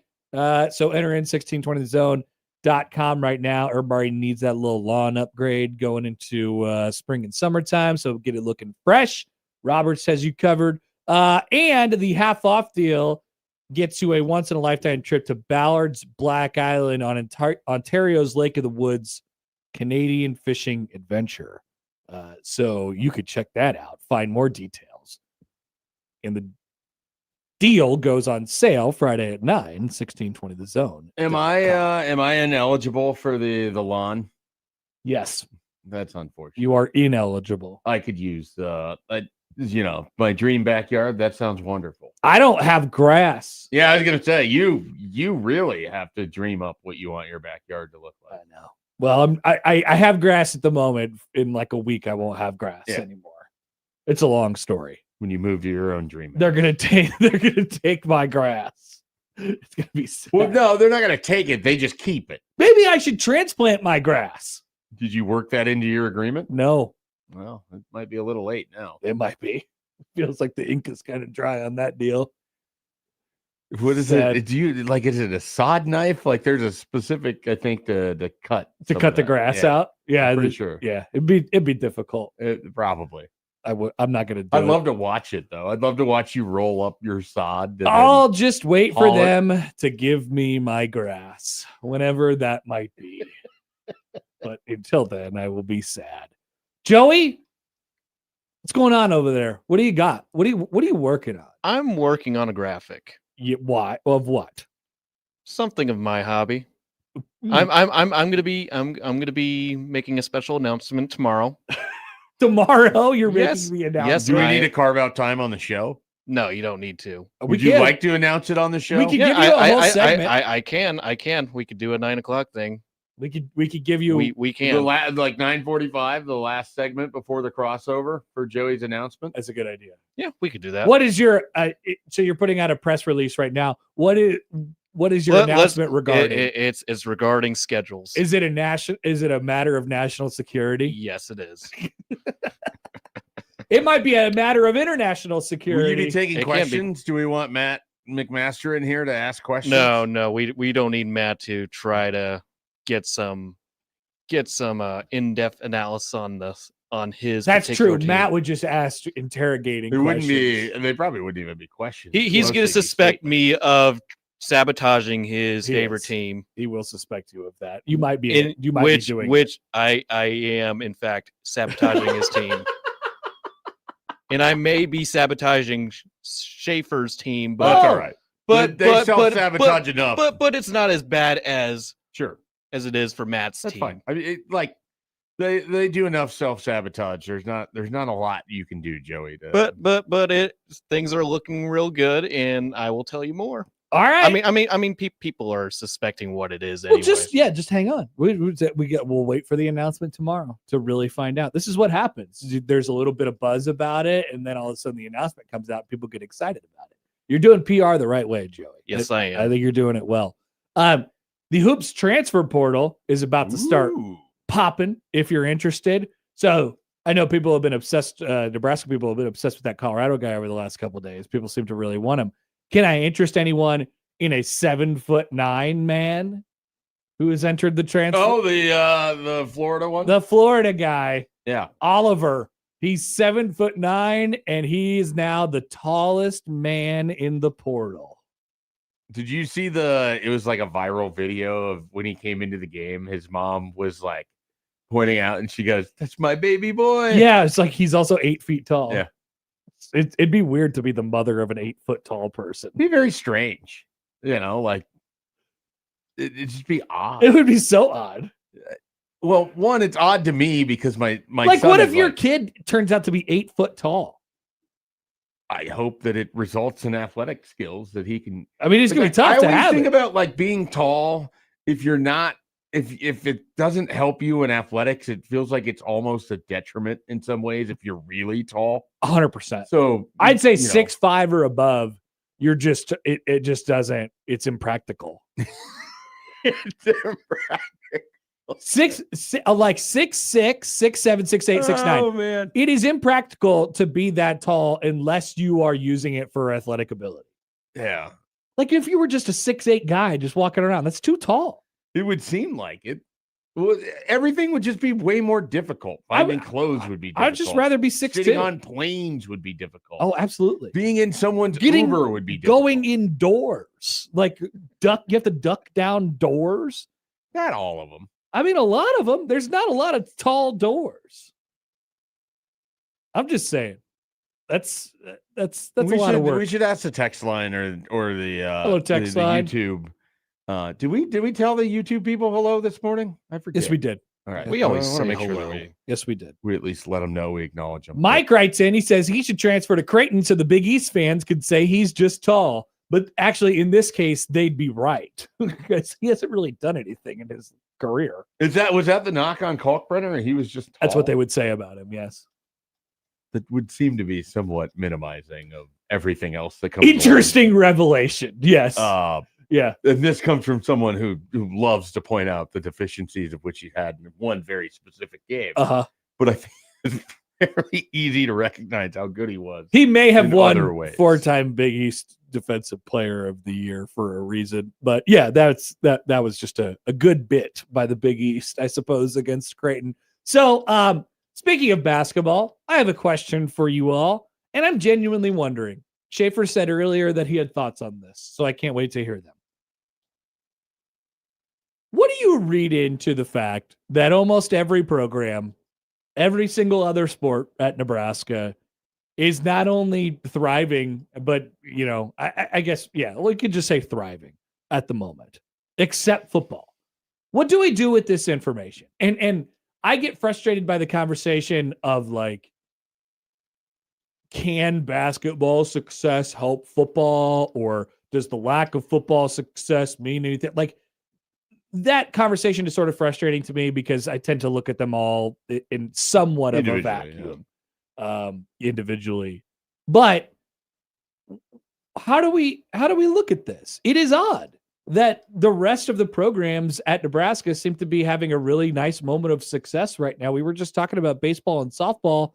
Obviously, basketball, I think both sports are in a pretty good spot at the position, both men's and women's basketball. I mean, those are really the ones we think about. Obviously, volleyball as well. But it doesn't end there. I mean, I think soccer's in a pretty good spot. Baseball, track and field. softball, soccer was a couple years removed from going deep postseason run. Wrestling finished second and third in back-to-back years. Yeah, at that's another level. You've got track and field has always done well. Even things like tennis, I feel like they pop up with some more. That I have no idea. I don't mean like they're on some sort of national level, but they have had some ranked wins here in recent years. I think a lot of it, to me, and what's going on? Some people might want to cover their ears with this. Oh no. I made a tweet that was not well received about it either. I didn't see your tweet. When I watched him get booed in Oklahoma City. Oh, is this a pro-Trev conversation? It comes back to when you go back, if you choose to go back. I'm going back. Nebraska was doing what?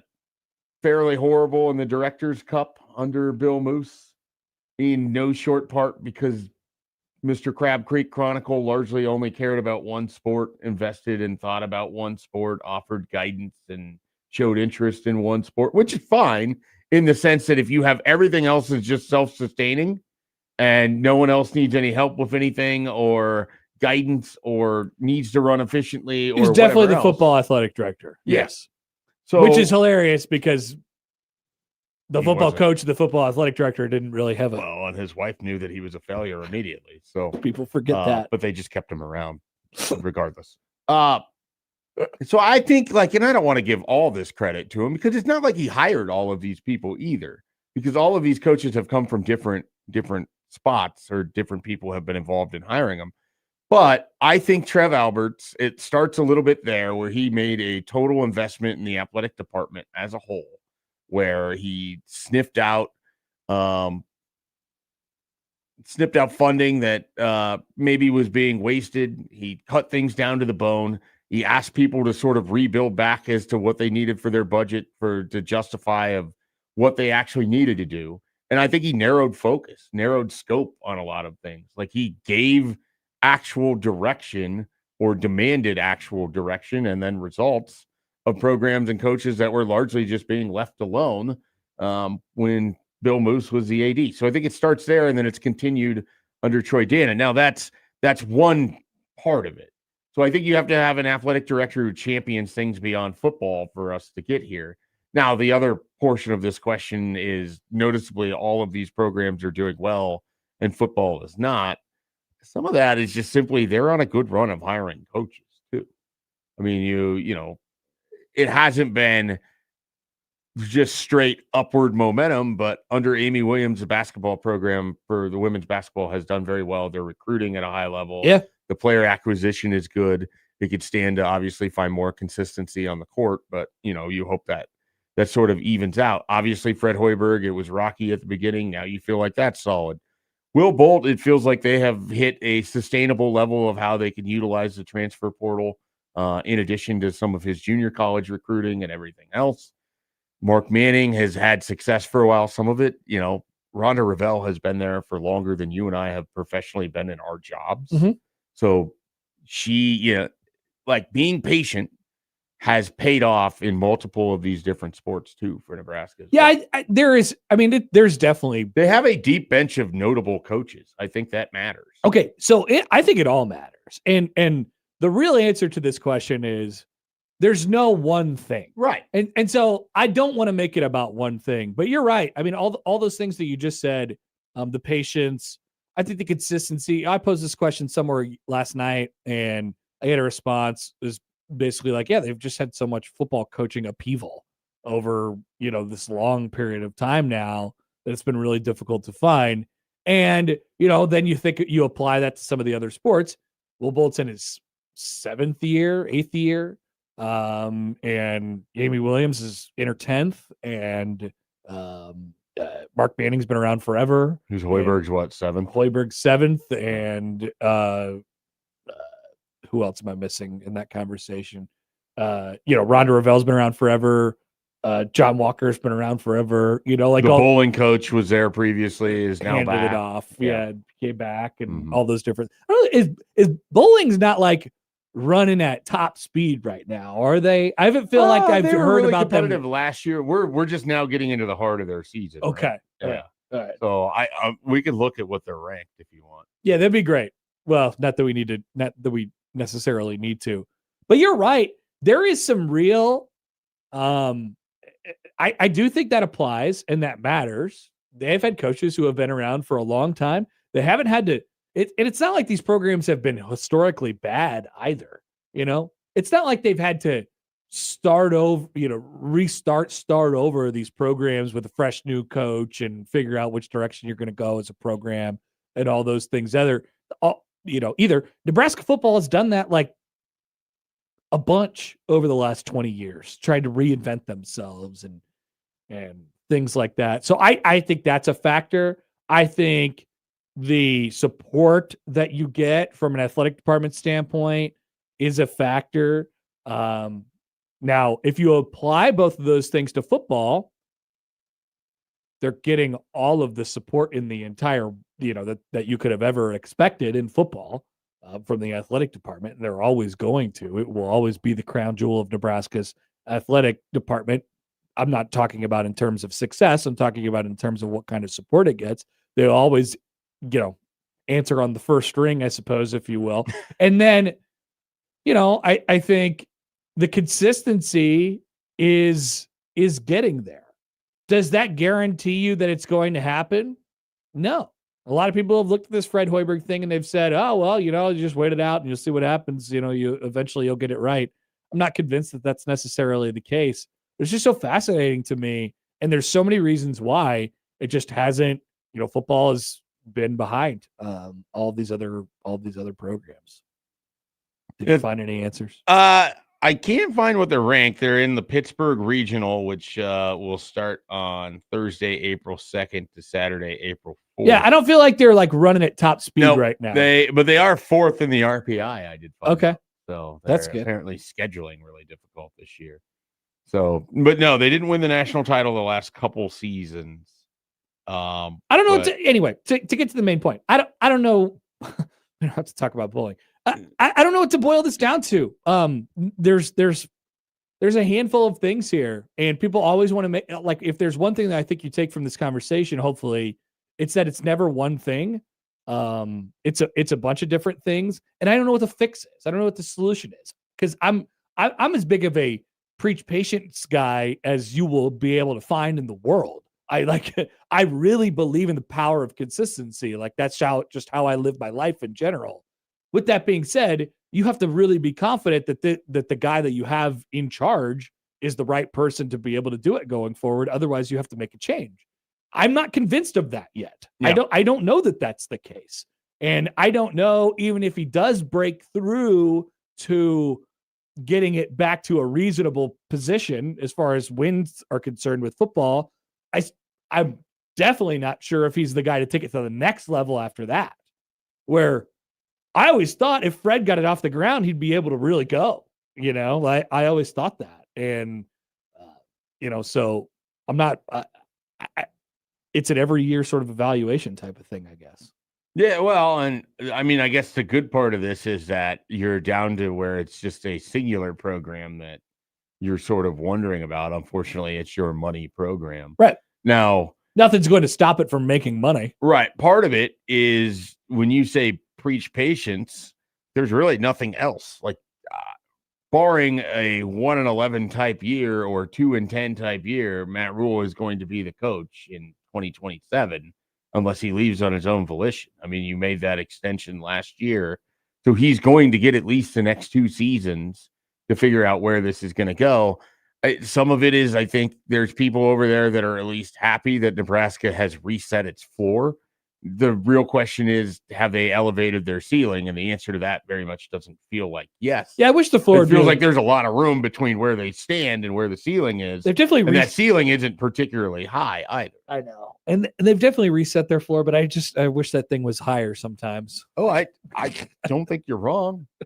I mean, when we say reset their floor, they basically just finally went into the building instead of like, I know, tripping and falling down the stairs. Yeah. So like, keep that in mind, what I just said. I mean, if I hope they could get it back to, they can continue to raise that floor.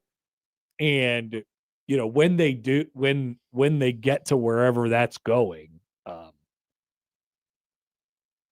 maybe it's fair to say that I'm pretty convinced at this point that Matt Rule is probably not going to be the person to take you to the highest of highs. I think I'm comfortable in saying I don't think he's winning a national championship. Yeah, and it's not even that. I'm not ready to I don't say even know. that. I think he could get Nebraska into the top third of the Big Ten. Do I think he get Nebraska to the playoff? The top? That's where I kind of draw the distinction of, to me, that's going to be the top 3 teams in the Big Ten, and I think there's going to be a barrier there. I don't, and obviously this could change when the playoff includes 48. That's teams. true, as it stands right now. A 12-team playoff, no, right now I don't think so. Some of that is I need to see if what they're doing in recruiting and player acquisition is getting better from where it was in 23 and 24 and 25.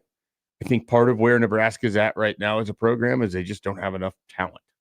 And a lot of that is they made a lot of bets in 23 and 24 and those off seasons that they would be able to have this incredible development machine where they could take traits and turn it into NFL players like they did at Baylor. That hasn't happened. Has not. And I don't know that that's just going to be turning around the corner. So if they elevate what they're doing in terms of bringing in quality of player, and this 2027 class is their sort of massive push to do so, that kind of rechanges the conversation a little bit for me. If Rob Arch is a really good defensive coordinator right out of the gate, that changes the conversation this year for me. But those are a lot of ifs. And, as we know with Nebraska football, ifs don't get you that far. No, they have not anyway. Let's take a break. Mitch Sherman is our next guest. We can bounce this question and more off of him coming up on 1620 The Zone. But first, a word from our friends at Underdog Fantasy, where the tournament continues to roll on. And Underdog is the best place to get in on all the action. You can make picks and win money right now in Nebraska. Playing on Underdog is easy. Just pick whether your favorite players will go higher or lower on stats like points, rebounds, steals, and more. Get those picks right. You can win up to 5,000 times your cash. Here's a guy who's playing basketball this weekend, Keaton Wagler. Maybe you don't enjoy watching him play the game of basketball if you were like some people, or maybe you see an opportunity to say whether he's going to go higher or lower on certain stat categories. Download the app today. Use promo code HAPPER1620 to score $50 in bonus entries when you play your first $5. Promo code HAPPER1620. Underdog, make picks, win money. Must be an IT plus a present. Nebraska terms apply. See assets.underdogfantasy.com for details. Consult with your play. Call 1-800-MY-RESET or visit ncpgambling.org.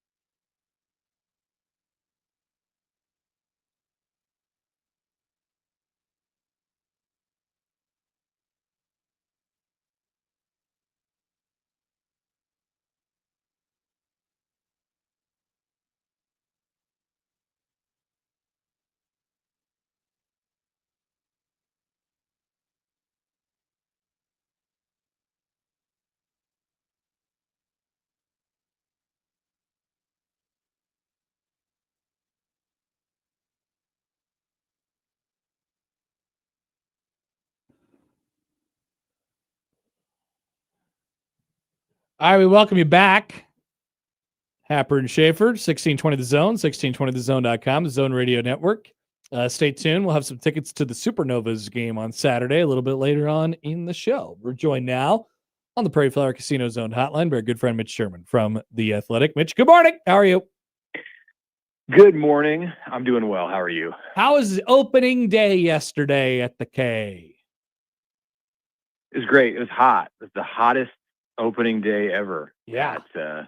At the K. So it was pushing 90 degrees and had to seek some shade, but at times, because my seats were in the upper section of the stadium down the left field line. But I'll tell you what, the first pitch, I don't know if you saw that. You probably have on social media or TV by now. Very good. Terrence Gore's kid. With little Zane Gore throwing out the first pitch to Alex Gordon. That was a surprise. I had no idea. I had heard nothing that was going to happen. It was kind of wondering, like, the thought had crossed my mind before the game, like, who's going to throw out the first pitch on opening day? So that was super cool, and got to see a win, and the bullpen didn't blow it. So that was all good. That's because a certain somebody didn't pitch yesterday, which is fantastic. I was worried. He got booed in introductions, by the way. After one game, I led the league in saves last year, and he got booed. Pickle fans. Day. Yeah, it's crazy. Well, but I would say I didn't open my mouth, but I wasn't cheering. That's fair. Mitch Sherman joins us, and now, well, would there be more baseball for you this evening at the at Charles Schwab Field? I'm going to be at a baseball game, but it's going to be a bunch of 15-year-olds on the field in the Gretna area. That game's at 5, and for some reason it turned to winter this morning after being very nice yesterday. But that's right. I think it's going to be all right. Maybe a little windy. Probably just all considered that it's still March. Not a bad day. I say that and just keep an eye on the wind, but maybe not a bad day. But like yesterday would have been fantastic Would have been great for Nebraska Creighton to fire it up, but it'll be all right. And yeah, I think when Nebraska is on a run like they are right now, then that always adds a lot of juice to the crowd down there. So I hope they get a good crowd. I wish it was a little bit nicer, but no, I won't be there. I'll catch you on TV though. Mitch, what is something you feel better about as it relates to Nebraska football, having gone through spring practices and the spring game? The running back room, in part because of what I saw on Saturday at the spring game, but then I don't think that's like enough of a reason to change the way that I feel.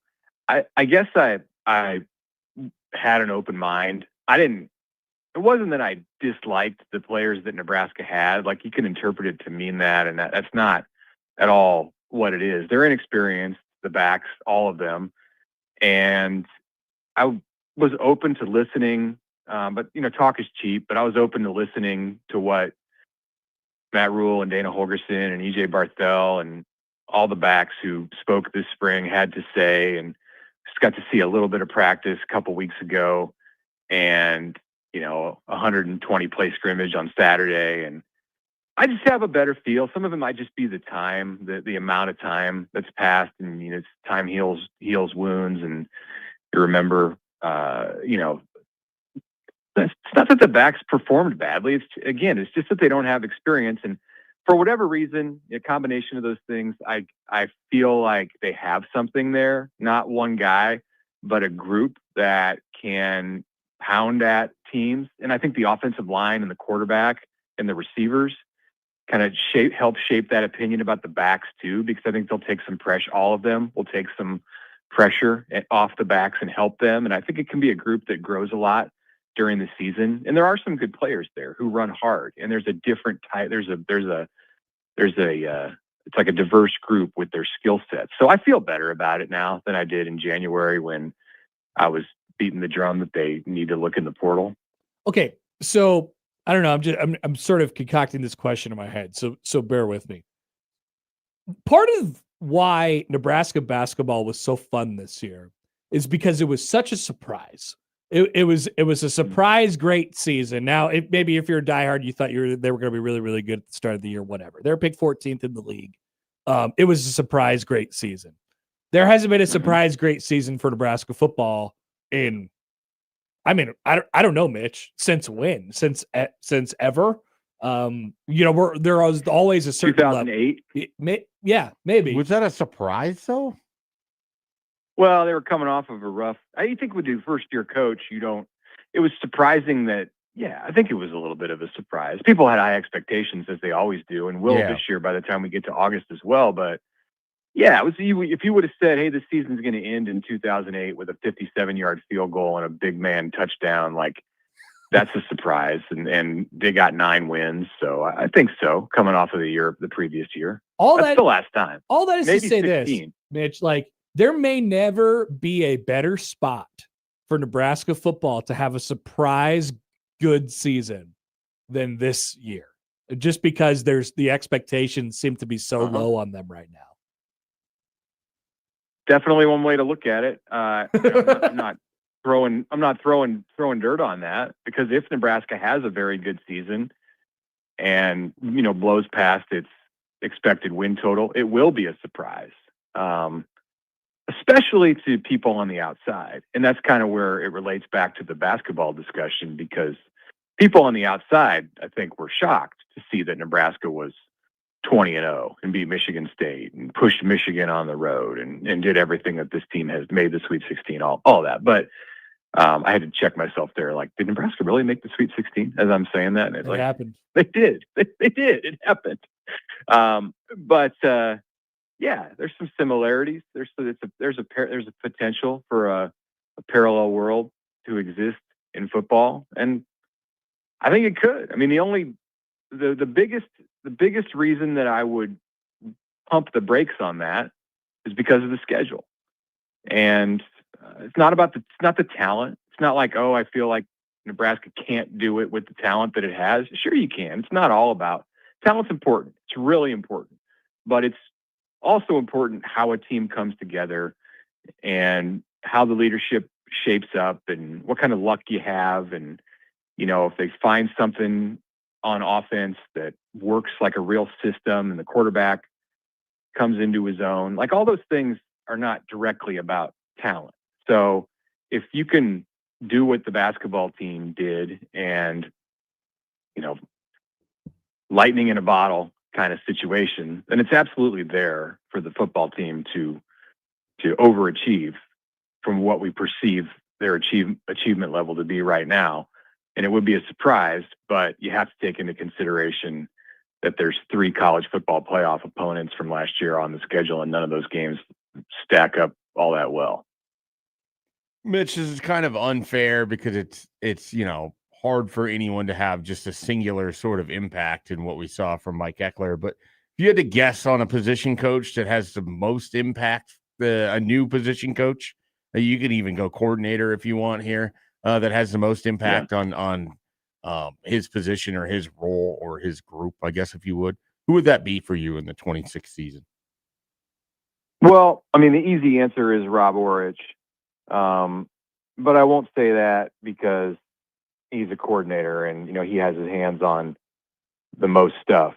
So yeah, I think I'd say Corey Brown, or Jeep Wade. I mean, one of those 2 guys up front. Right now, it looks like they're farther along on the offensive side. So I think he's going to have, I think he's already had a big impact. And I think some of it is just the philosophical change in the way that they're working with the offensive line. And they've really reshaped that room with the 3 transfers. And, this is not going to be a situation this year, knock on wood, that they stay healthy through the off season where they're trying to play injured players.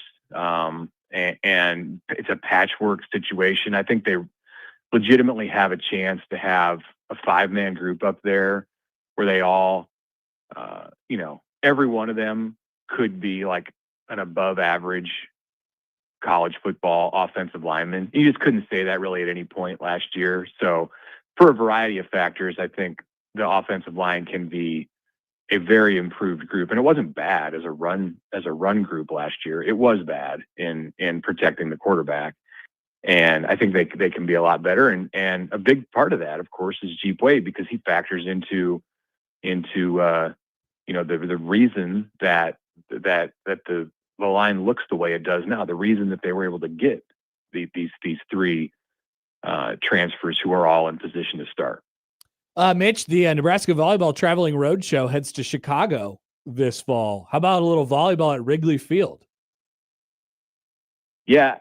What do you think the wind? What's the average wind speed for? I have some concerns. The lakefront on September 6th. It's called the Windy City. I know it's not actually called that because of the wind, but it is windy there. And I hope, Nebraska gambled and did this once at Memorial Stadium, and it turned out perfectly. Could not have been any better for the way that went, just with all the entire execution of it in the wind.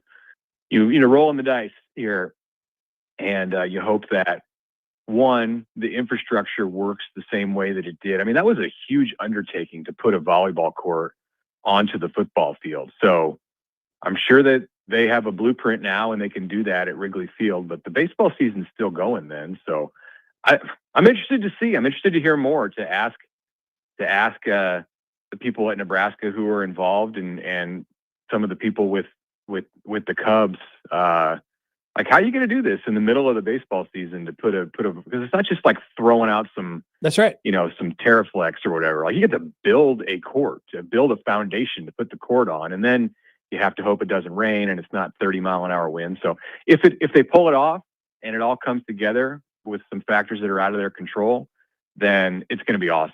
Like, and I'm sure that Nebraska fans and volleyball fans in a city like Chicago will, put 30,000 plus in there to watch that. Maybe fill it. Mitch, we were discussing before we had you come on, Nebraska's athletic department as a whole and the athletic programs that make up the athletic department outside of football largely seem to be on really solid ground, competitive, competing for titles, that sort of thing. What would you attribute the overall success outside of football? Why has it sort of been an upward tick for multiple programs now at Nebraska, even as football just kind of languishes a little bit behind? Well, I think you have to say that Trev Alberts put that in motion.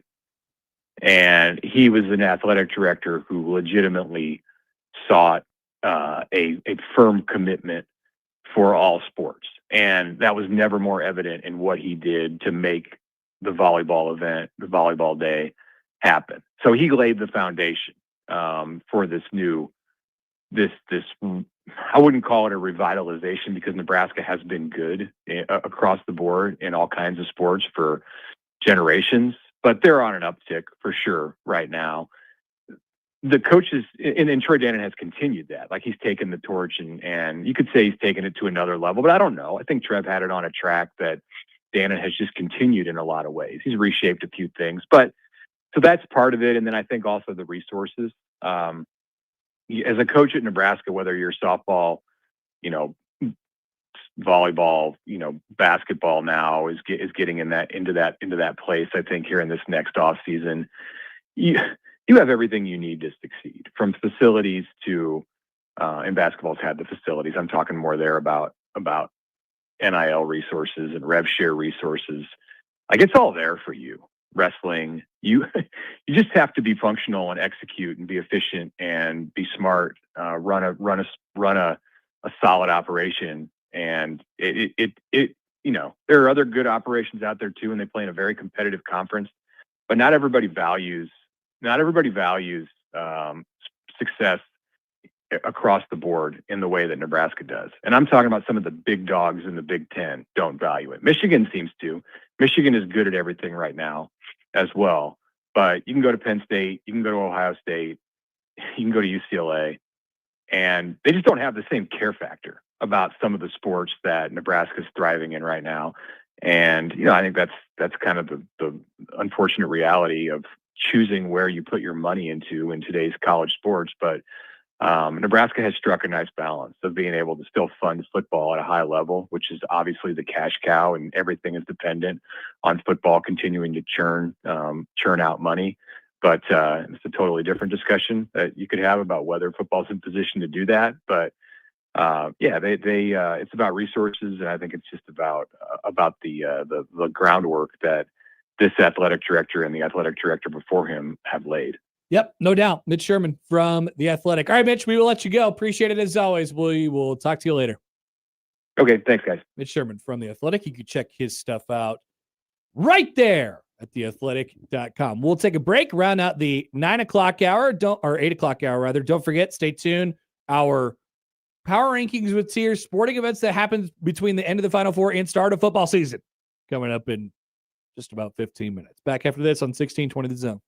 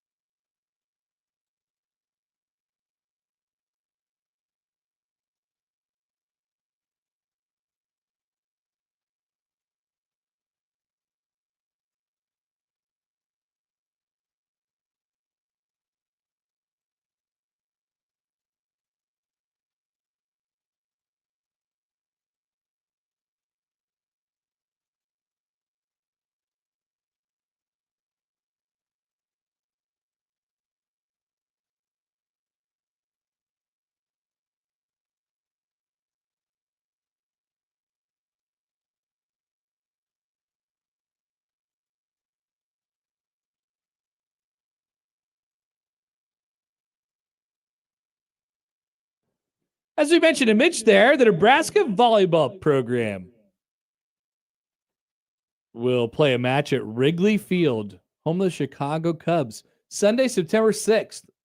It's part of something called the Big Ten SEC Volleyball Challenge. Just imagine if they had that in football. They would never. They would never. Nebraska will play Missouri. Penn State will play Kentucky at Wrigley Field. Nebraska will also play at DePaul at Wintrust Arena. Welcome to the Big East, Nebraska volleyball. I imagine that'll go well for Nebraska on Friday, September 4th at Wintrust Arena. So volleyball game Friday, football game Saturday, volleyball game Sunday, if you're interested. The Nebraska Volleyball Roadshow is fascinating. So It's they're great. going to be in Brookings. They're going to be in Chicago. They're going to be in Sioux Falls. They're in Chadron. They are that's right. over the place. Last year they were in Nashville. Yeah. Then 2 years they ago might they have were some other ones as well. 2 years ago they were at Memorial Stadium. Where else are they? I mean, they're going to be at Pinnacle Bank Arena. We know that. Yep. They're going to be. Are there going to be any games left at the Devaney Center? I think eventually they're going to move over to Pinnacle Bank Arena just because of higher capacity. You're going to want more. You want. It's more weird fans though that they fill did out. all that. They did all that work to the Devaney. I don't know. So on the schedule right now, it's just these two, right? There's no other. Well, stuff. there's a South Dakota State announced that Nebraska volleyball is playing at South Dakota State for a game as well. Nebraska will play a spring match at Creighton in a couple weeks. They're in at Omaha. Iowa State, or not at Iowa State. Is that at home against Iowa State? Yeah, they're neutral against Iowa State in Sioux Falls. Oh, that's the on Sioux Falls. April 11th. Gotcha. Yeah, so April 11th they're in Sioux Falls. April 17th they're in Omaha. April 25th they're in Chadron. The Nebraska Volleyball Traveling Road Show. It's like in my past life, I would hear from fans of other college football teams, and they'd be like, "My wife and daughters love Nebraska volleyball. I'm going to try to go to this event. Do you know anything about this city?"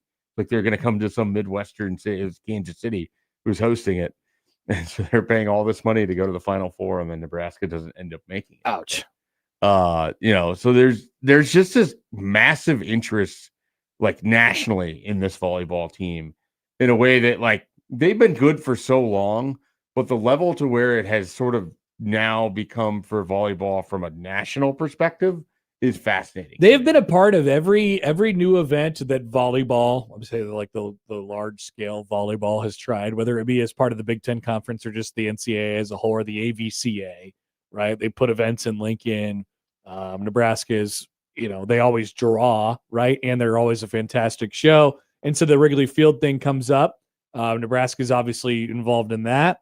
I remember even the games that they went to last year where they went out and played on the West Coast of USC and UCLA. Right. I mean, those games were just loaded. Well, they're setting attendance records in everyone's. And so I wonder, arena. it's like the Caitlin Clark effect. What's next? I mean, where else do you put them? Yeah. I don't know You'd the like them answer. to win a national title. Yeah, I mean that'd be great, but right now you could put them wherever, and people and it's going to be successful. Yeah, no, it will sell. Not, I don't know if there's something that can't sell out at this point. The demand is so high for what they are, for what they're doing. What can Nebraska volleyball not sell out? Because any general arena that you're putting them in, it's going to sell out. So then you're talking about a stadium, and they went and they did volleyball day. They'll sell this Wrigley thing out. There's no. What about the DePaul game? question. Do you think they sell the DePaul game? They'll out? sell that out. that's not going to be an issue. But with the people, I mean, there's a football game on Saturday, and then the Wrigley thing is on Sunday. Like people are going to go to the Wrigley thing.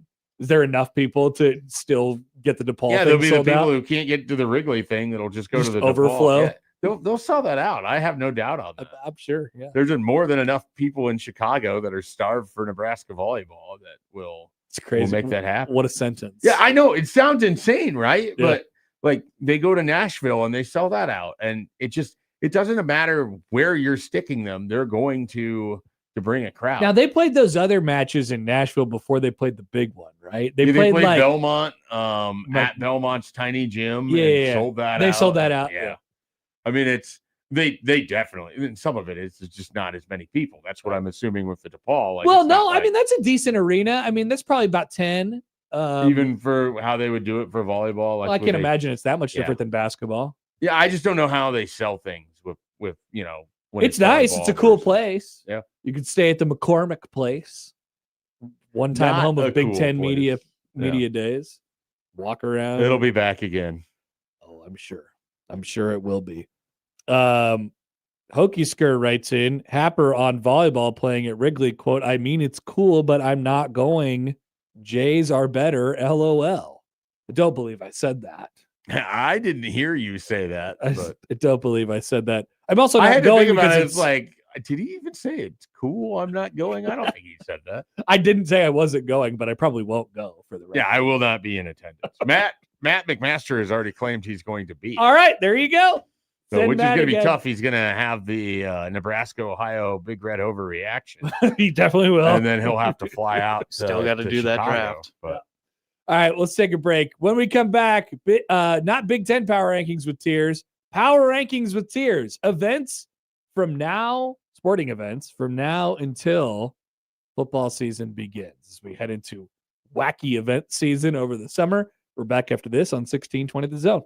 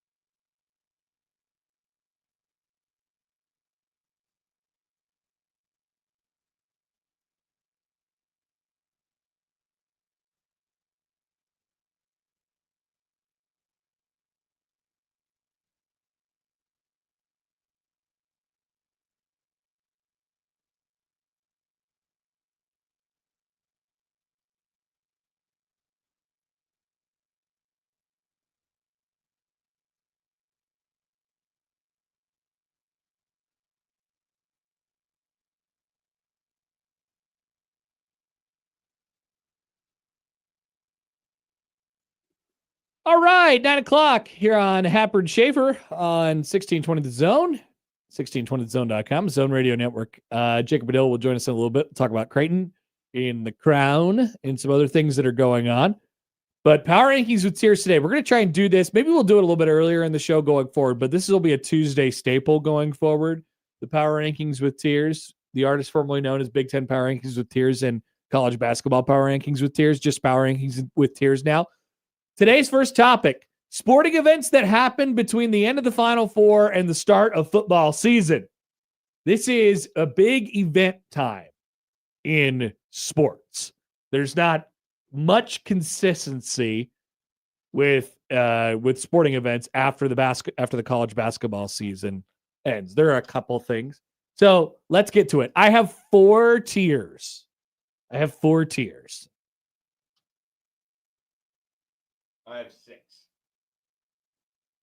6 tiers. 6 tiers. There you go, Mike. 6 tiers for Mike Schaefer.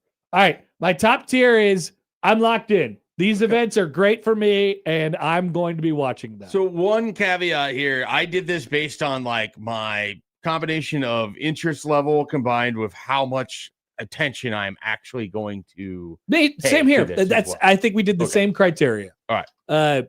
So for me, here they are. The Masters, number 1. Any debate? I have World Cup at number 1. Okay. I forgot completely about the World Cup, so Yeah. it's not even on my list. The College World Series, the NBA Finals, and the MLB All-Star Game.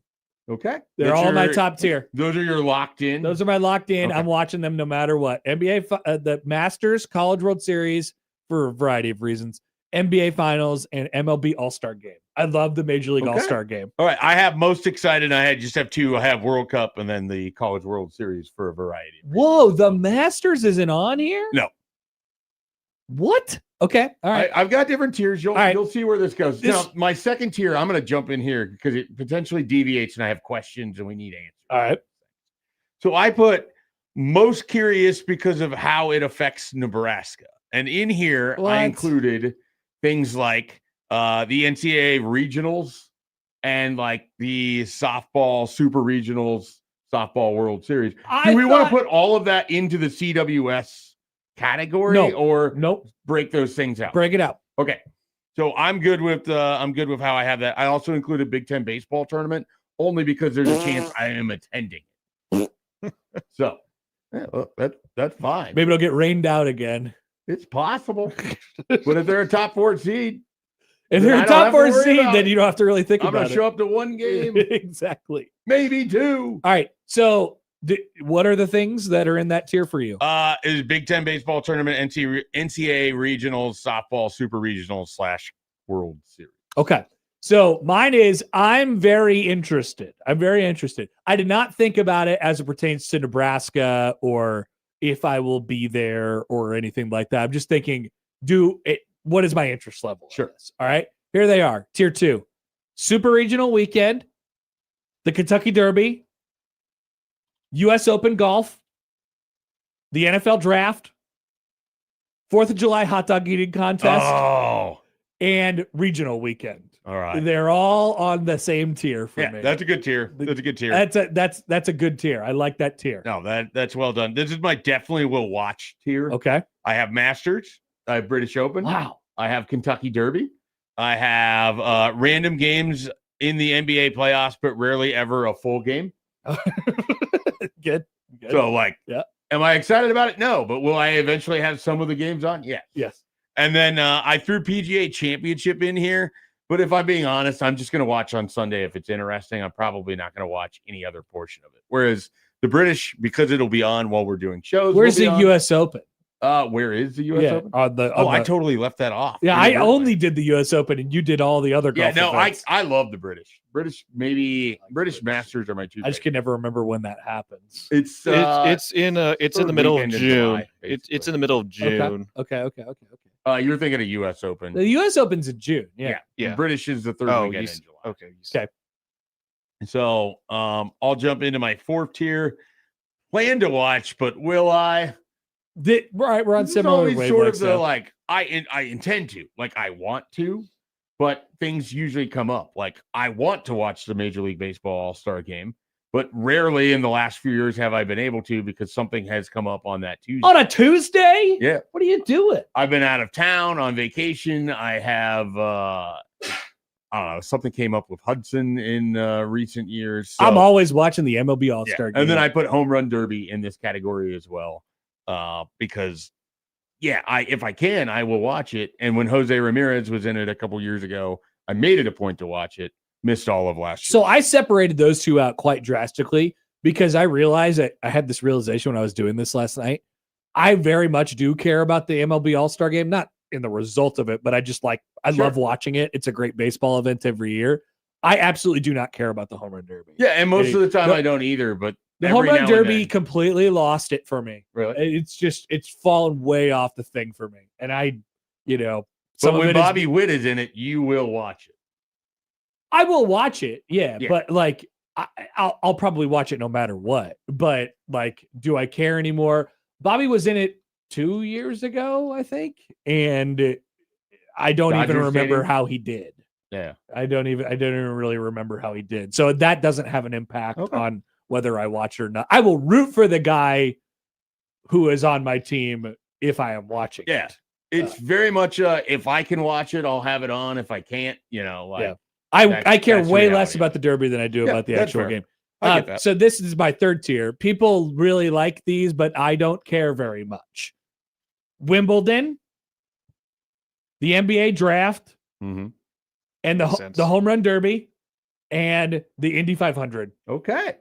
People really like those, and I'm like, I don't, if I skip them, I miss them completely. Then that's really okay. I mean, Wimbledon, the golf Grand Slam stuff, it's dependent on the matchups. If you get your top tier matchups, then that's true. It'll be fun. But if you get like an upset and you got a nobody against, you already know we're getting Sinner versus Alcaraz again. So so similar vein.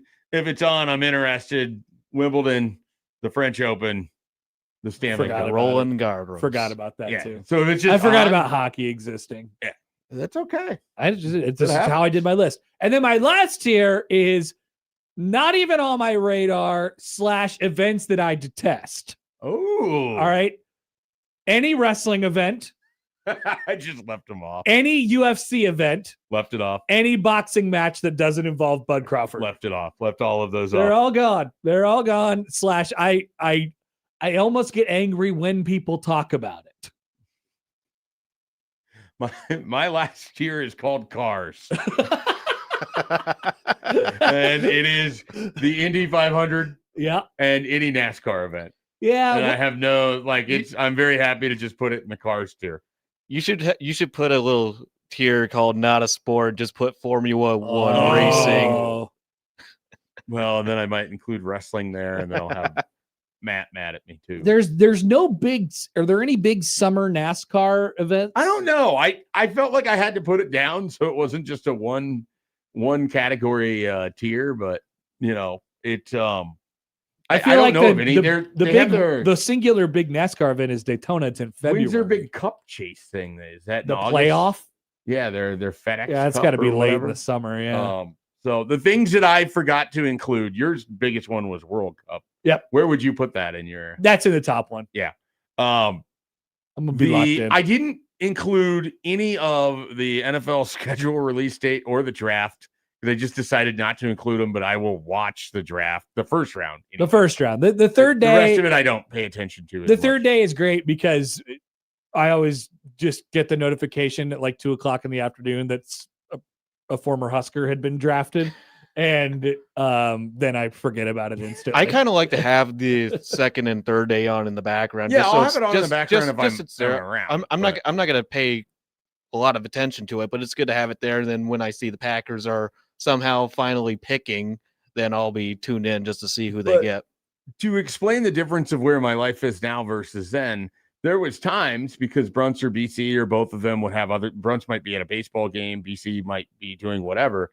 I would be literally sitting there waiting on the third day to see where Samari Toure might get drafted. Nice. So that way I can post a story that we can then just get onto Facebook or onto the Google. And now you don't have to think about it at all. Just for the sake of having it out there. Mhm. Now I don't have to think about that at all. That's terrific. Maybe I'll blog about it on 1620 The Zone. Don't put that out there, Schaefer. Don't. I'm telling you, don't do it. By the way, getting a couple of different responses on what's the race of the summer in NASCAR. Charles says Talladega, and then I get a text from Matt who said the Brickyard 400 is the race of the summer, and they race in Indy. There's also a race immediately after the Indy 500 in Charlotte. That would be Talladega, right? No, Talladega's in Talladega. Yeah. The Charlotte is where is Talladega? I used to know That's in that. Florida. I thought that was Tennessee, maybe? Alabama, I think. Oh, it's in Alabama. Look at that. There you go. I know about Talladega. I've heard about Talladega. When is the Talladega? The April? When is the Talladega race? The Talladega Cup Series Jack Links 500 is April 26th. Okay. Your face is contorting. Oh, it's April 26th. Yeah, so it's in a couple weeks. Yeah. Is that the race of the summer? Is that possible? I guess. I mean, it's a big race. I know that. But it's no matter what, it's going in the cars. The NASCAR All-Star race, didn't know that was a thing, is at Dover this year. Okay. Sunday, May 17th. And the Charlotte race is the Coca-Cola 600 at Charlotte Motor Speedway. When's the big race in Kansas? When do they do that one? Yeah, the Kansas Speedway race. Yeah. I have no idea. That's in April as well. The Iowa one is in July, right? Or maybe even like early August. Yeah, the Iowa Corn 350 pound. No, like the one at the Iowa Speedway, the one in Newton, August 9th. Because I sometimes run into some of that stuff in my travels to Dubuque. I've wanted to. That's another thing I can put on here: golf tournaments, scrambles that we personally play in. Yeah, I felt like those did need to be included. Okay. Well, I didn't really need to include it. The hot dog championships, though, the eating hot dog championships. The hot dog championships. Wow, is pretty good. The hot dog contest is one that I left off that I regret leaving off. I gotta throw a shout out to my dear friend who I forget his name every year, but he comes on the show every 4th of July. You watch the pit, right? No. Oh, just your wife does? Yeah. Okay. Yeah, just my wife. There was a guy that ends up early in the episode. It's the 4th of July, and he's in there for a hot dog eating contest. Oh, nice. And it's like horrifying. George Shea. So George Shea, the guy who MCs the hot dog race, he's come on the midday show for each of the last like 3 years now. Would you like to have him on again? Yeah, absolutely. All right, we'll call him the week before. Excellent. And we'll get his hype speech and things like that. You called it the hot dog race? The hot dog, whatever. The hot dog. So I called it the hot dog championship. You've called it the hot dog race. The 4th of July. So you have a term that hot you dog like eating contest. Yeah. Hot dog eating contest. Thank you. You got it right. Good on Joey. Joe in Vegas writes in on Twitter, golf, question mark. UFC is light years better than golf. Anything involving golf is just absolutely garbage. It's the most overrated, elite, boring sport in the history of the planet. Golf. I'm way more into golf than I'm into UFC, that's for sure. I hope Joe fighting enjoys whatever happens in the octagon because I don't care. Yeah, I think fighting is the dumbest thing ever. That's a fair take. Maybe that's just me. That's my I don't personality. know if I think it's the dumbest thing ever, but I'm just not interested in watching. Just think about like when they first created sports, they were like, what can we do? Run against each other and fight each other. Yeah. What are the two worst sports? Wasn't that track and fighting? Didn't we have a debate about what came first, wrestling or there was running? some dumb I believe it was a dumb debate. We had some and debate. I think we concluded it was wrestling. Yeah. That sounds close. Yeah, I mean, I think the fighting's just an extension of wrestling with less rules. Mustache Adam writes in, to quote John Fanta, we need to get this as a drop, by the way. You're an idiot. Remember when he called that guy an idiot on the chat when he said, he goes, St. John's is terrible. And Fanta goes, you're an idiot. I'll Enough. I'll find that. I mean, I don't remember it because I remember It was one. like my John recently. Fanta experience goes back to like January 19th. Well, it was since then, I think. Oh, okay. It was All like within the last like. Yeah, it was eight I've one of those enjoyed live having him Twitter as a Twitter chats. follow because there's just a lot going on at all It's times. terrific. You Just know, and terrific. all of a sudden he's just standing next to Victor Wembanyama. Yeah, So- yeah, he's doing NBA games now. Yeah. Nobody knows what Fanta's going to do next. It's wild. He'll be doing the NBC playoff narrations for the NBA. I would assume. Oh, he's going to step in for Costas? I would like to see that. Yeah, to be that'd be a honest, lot better, honestly. All right, let's take a break. We'll come back with Padilla up next on 1620 The Zone.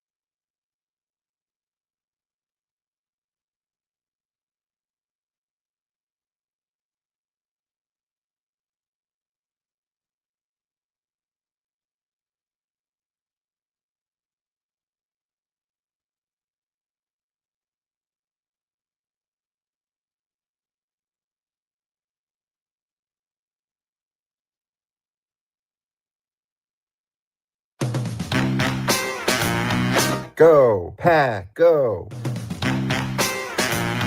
Go, Pack, go. Go, Pack, go. Jacob Padilla, Her Dat Sports, your source for Creighton hoops and Packers banter. Jacob Padilla on Happer and Schaefer, 1620, The Zone. Okay, we are joined now on the Prairie Flower Casino Zone hotline by our good friend, Jacob Padilla from Her Dat Sports. Hi, Jacob. Good morning. How are you? Good morning, Connor. I'm doing all right. Good. What is your favorite event that happens between the end of the Final Four and the start of football season? Good question. I guess the NBA playoffs. That's what I figured. I would have been genuinely shocked if it was anything other than NBA playoffs or NBA draft. Yeah. I mean, I was just trying to think. This time of year, I just kind of get lost in what's going on. I just go week to week. But I just had to think for a second. What could have been a massive AAU tournament too. Yeah, there's got to be some stuff going on in like Kansas City or something like that in late May. That stuff kind of fills my weekends, but now we're just getting started with that stuff. But yeah, the NBA about to ramp up. We're getting through the kind of end of the season here, and about to hit the play, and I guess the play-in first, which I will have to pay attention to with the Suns kind of locked into the spot there. But they're going to the play-in this year. They're pretty much locked into the 7th spot. Oh, well, at least they, Jacob, do you have another sport that you or like another event besides the NBA that you would care about that would occur in the same time period? Because I don't think you're a baseball guy. He likes tennis. Don't you like tennis? Yeah. Oh, okay. That would be the other. Yeah, the majors here. Wimbledon or the French? I like all of them. I don't necessarily have any strong feelings toward one versus any other. The others outside of, I guess, the ones that I actually can watch because I'm not going to be watching tennis at 4 a.m.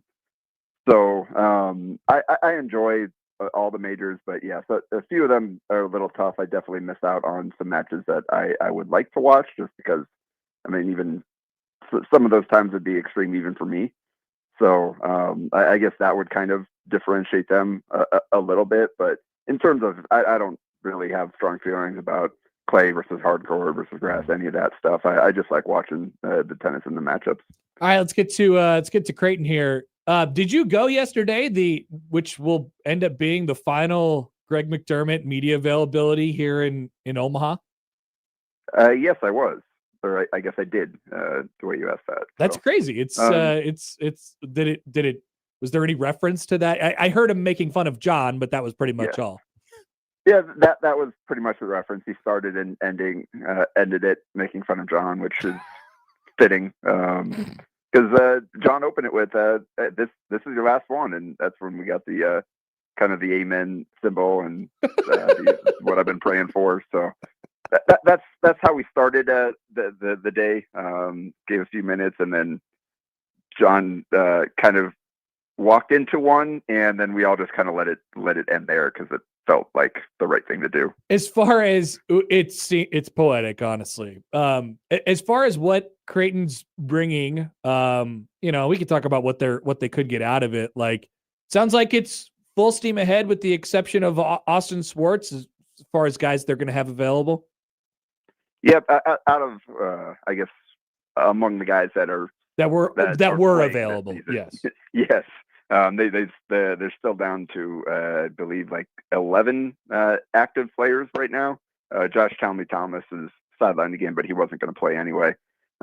So yeah, Austin Swartz is the one kind of key player that didn't go yesterday, and Max said he's dealing with some things that sounds like, I don't know if they're weighing surgery, as he kind of worded it in a strange way, but it seems like he probably, it didn't say definitively, but probably won't be available. But everybody else is good to go and practice fine yesterday. And we need, the Crown needs to get a participation report from all these teams, because there was teams that were sending out for the others. there was teams that were sending out their travel rosters, which I thought was sort of fascinating, and I've never really thought about basketball that way before. But yeah, I don't know that there's going to be an official participation report on these games. I'm not sure. Yeah, that would be helpful because, I mean, you don't know some of the portal activity, which of these guys have already essentially withdrawn from their teams, even though the portal hasn't opened yet. I mean, that was a huge part of Nebraska's run last year, is who's playing for the other team. And Nebraska had, obviously they were missing some pieces too, but they kind of had a core group, and they probably had more of their guys than some of the others, and that played a part in how they made it through the tournament. So I know there's some good players on the other side of the bracket that we'll see if they're playing or not. That makes a dramatic difference in how good those teams are. I saw Rutgers, their leading scorer, got banged up a little bit in their Friday practice based on something that I read yesterday. So he's kind of like day-to-day, I think, is what they listed him as. So we'll see who actually takes the floor for Rutgers on Thursday. But yeah, this is such a weird deal to deal with. I know Mac made fun of John for the bowl game comparison and asking him about it, but it is it's a fitting comp. It's just not one that you would ask someone who doesn't. Just not particularly Greg McDermott. That's all. yeah, exactly. That would have been a good John Cook question. Not so much for Greg McDermott, but the comp is it does make sense because a lot of it comes down to. I mean, that's what Huss said last week. A lot of this comes down to motivation. And Max said it's kind of tricky because who's playing, and two, what are these guys playing for? And that's a huge part of it. And obviously, you have the whole delay.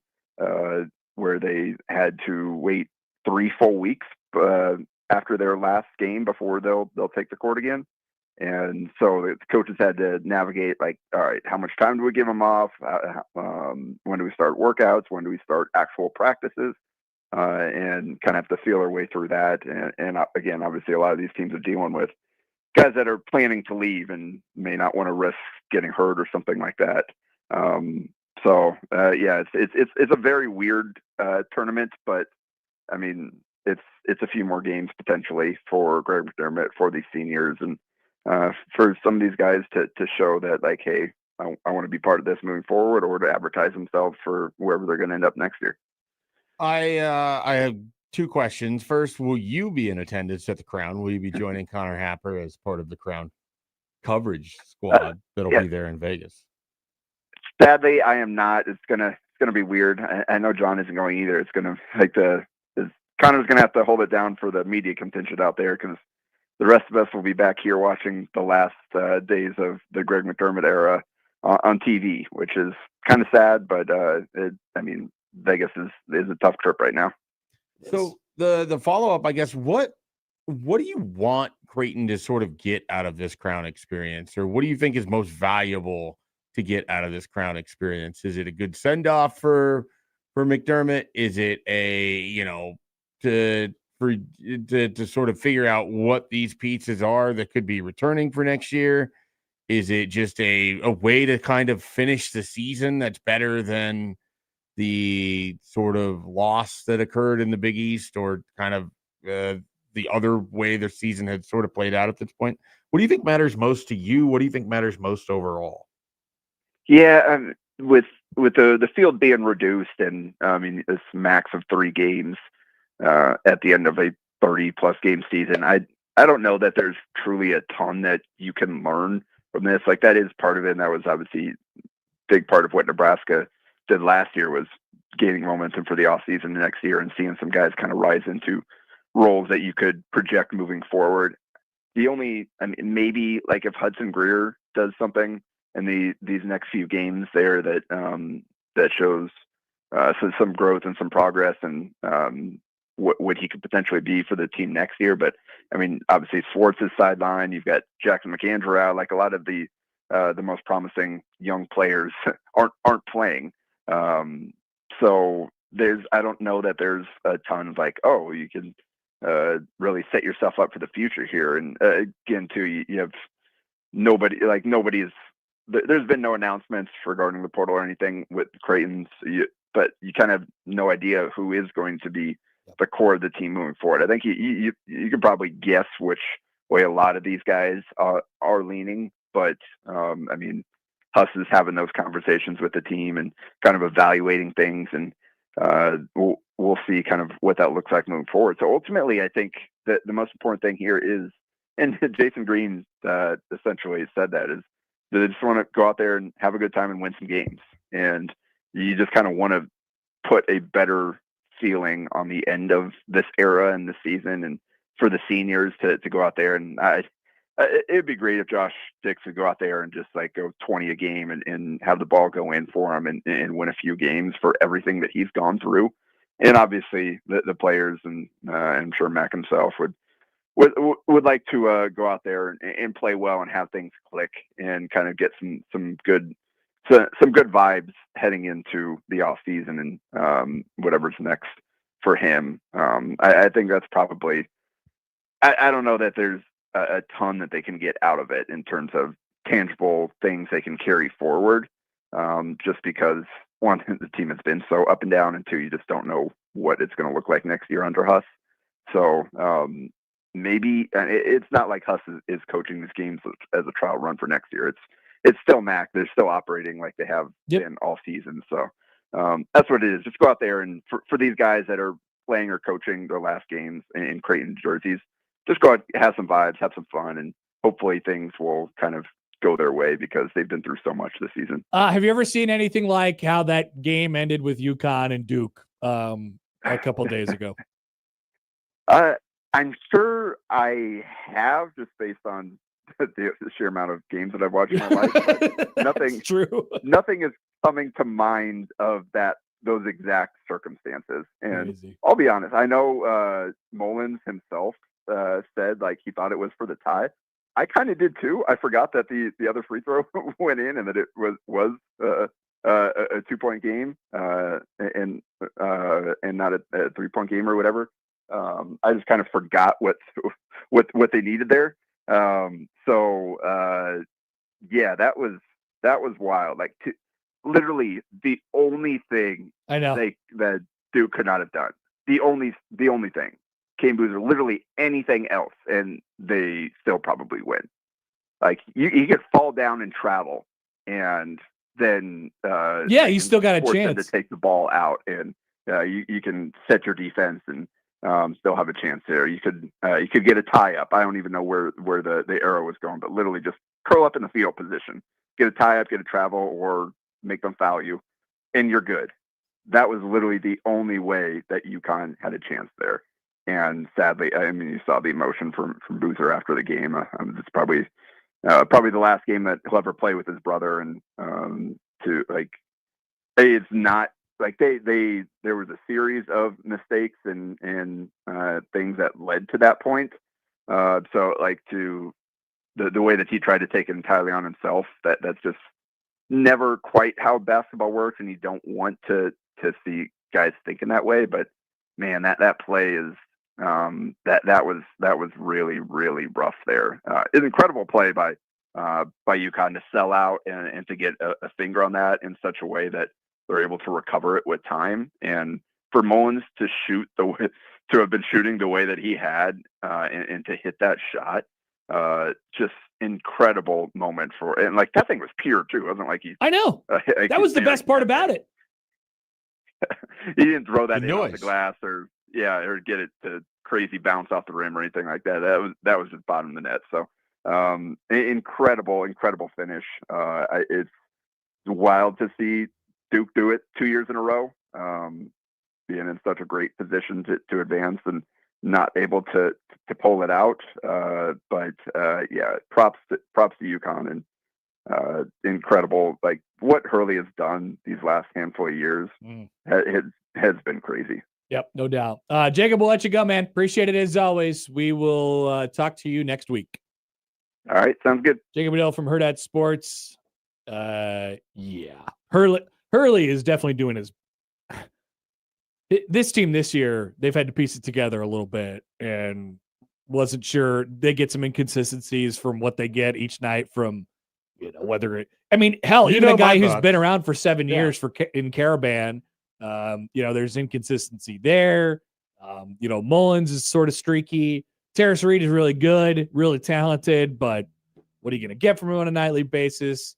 Solo Ball has been way down all year. Like Demery is the guy that makes him different. I think it's his best coaching job.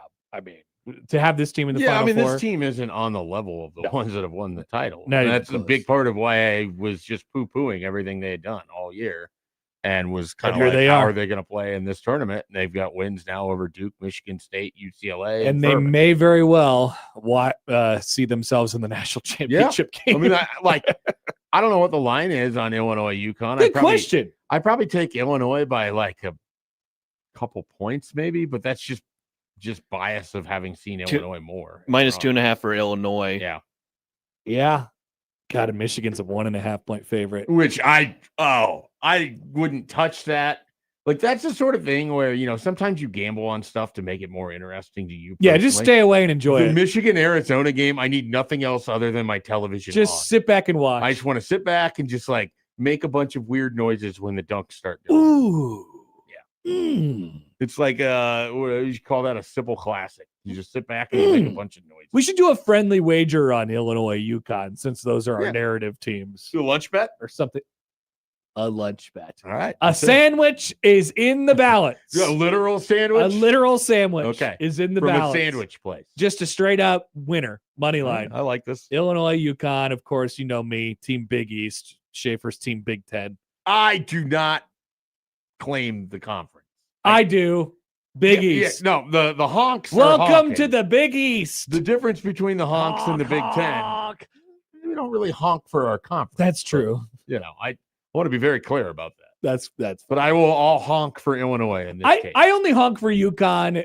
I usually don't honk for UConn, but I think it is hilarious how Creighton has dominated them, and I really get a kick out of Hurley. So it's hard for me to not talk about them in a with a positive spin. You do you. I want to be very clear. I'm not honking for the Big Ten. Okay. Schaefer, not a Big Ten honk. Put it on the internet. We'll be back. We'll round things out after this on 1620 The Zone.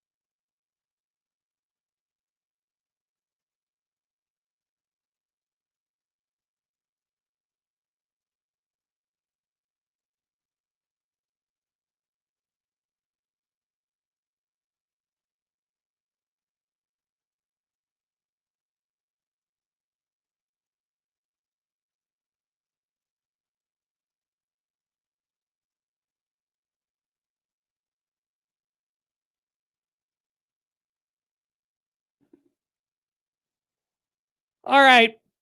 I sent Joey the Final Four ref assignments yesterday.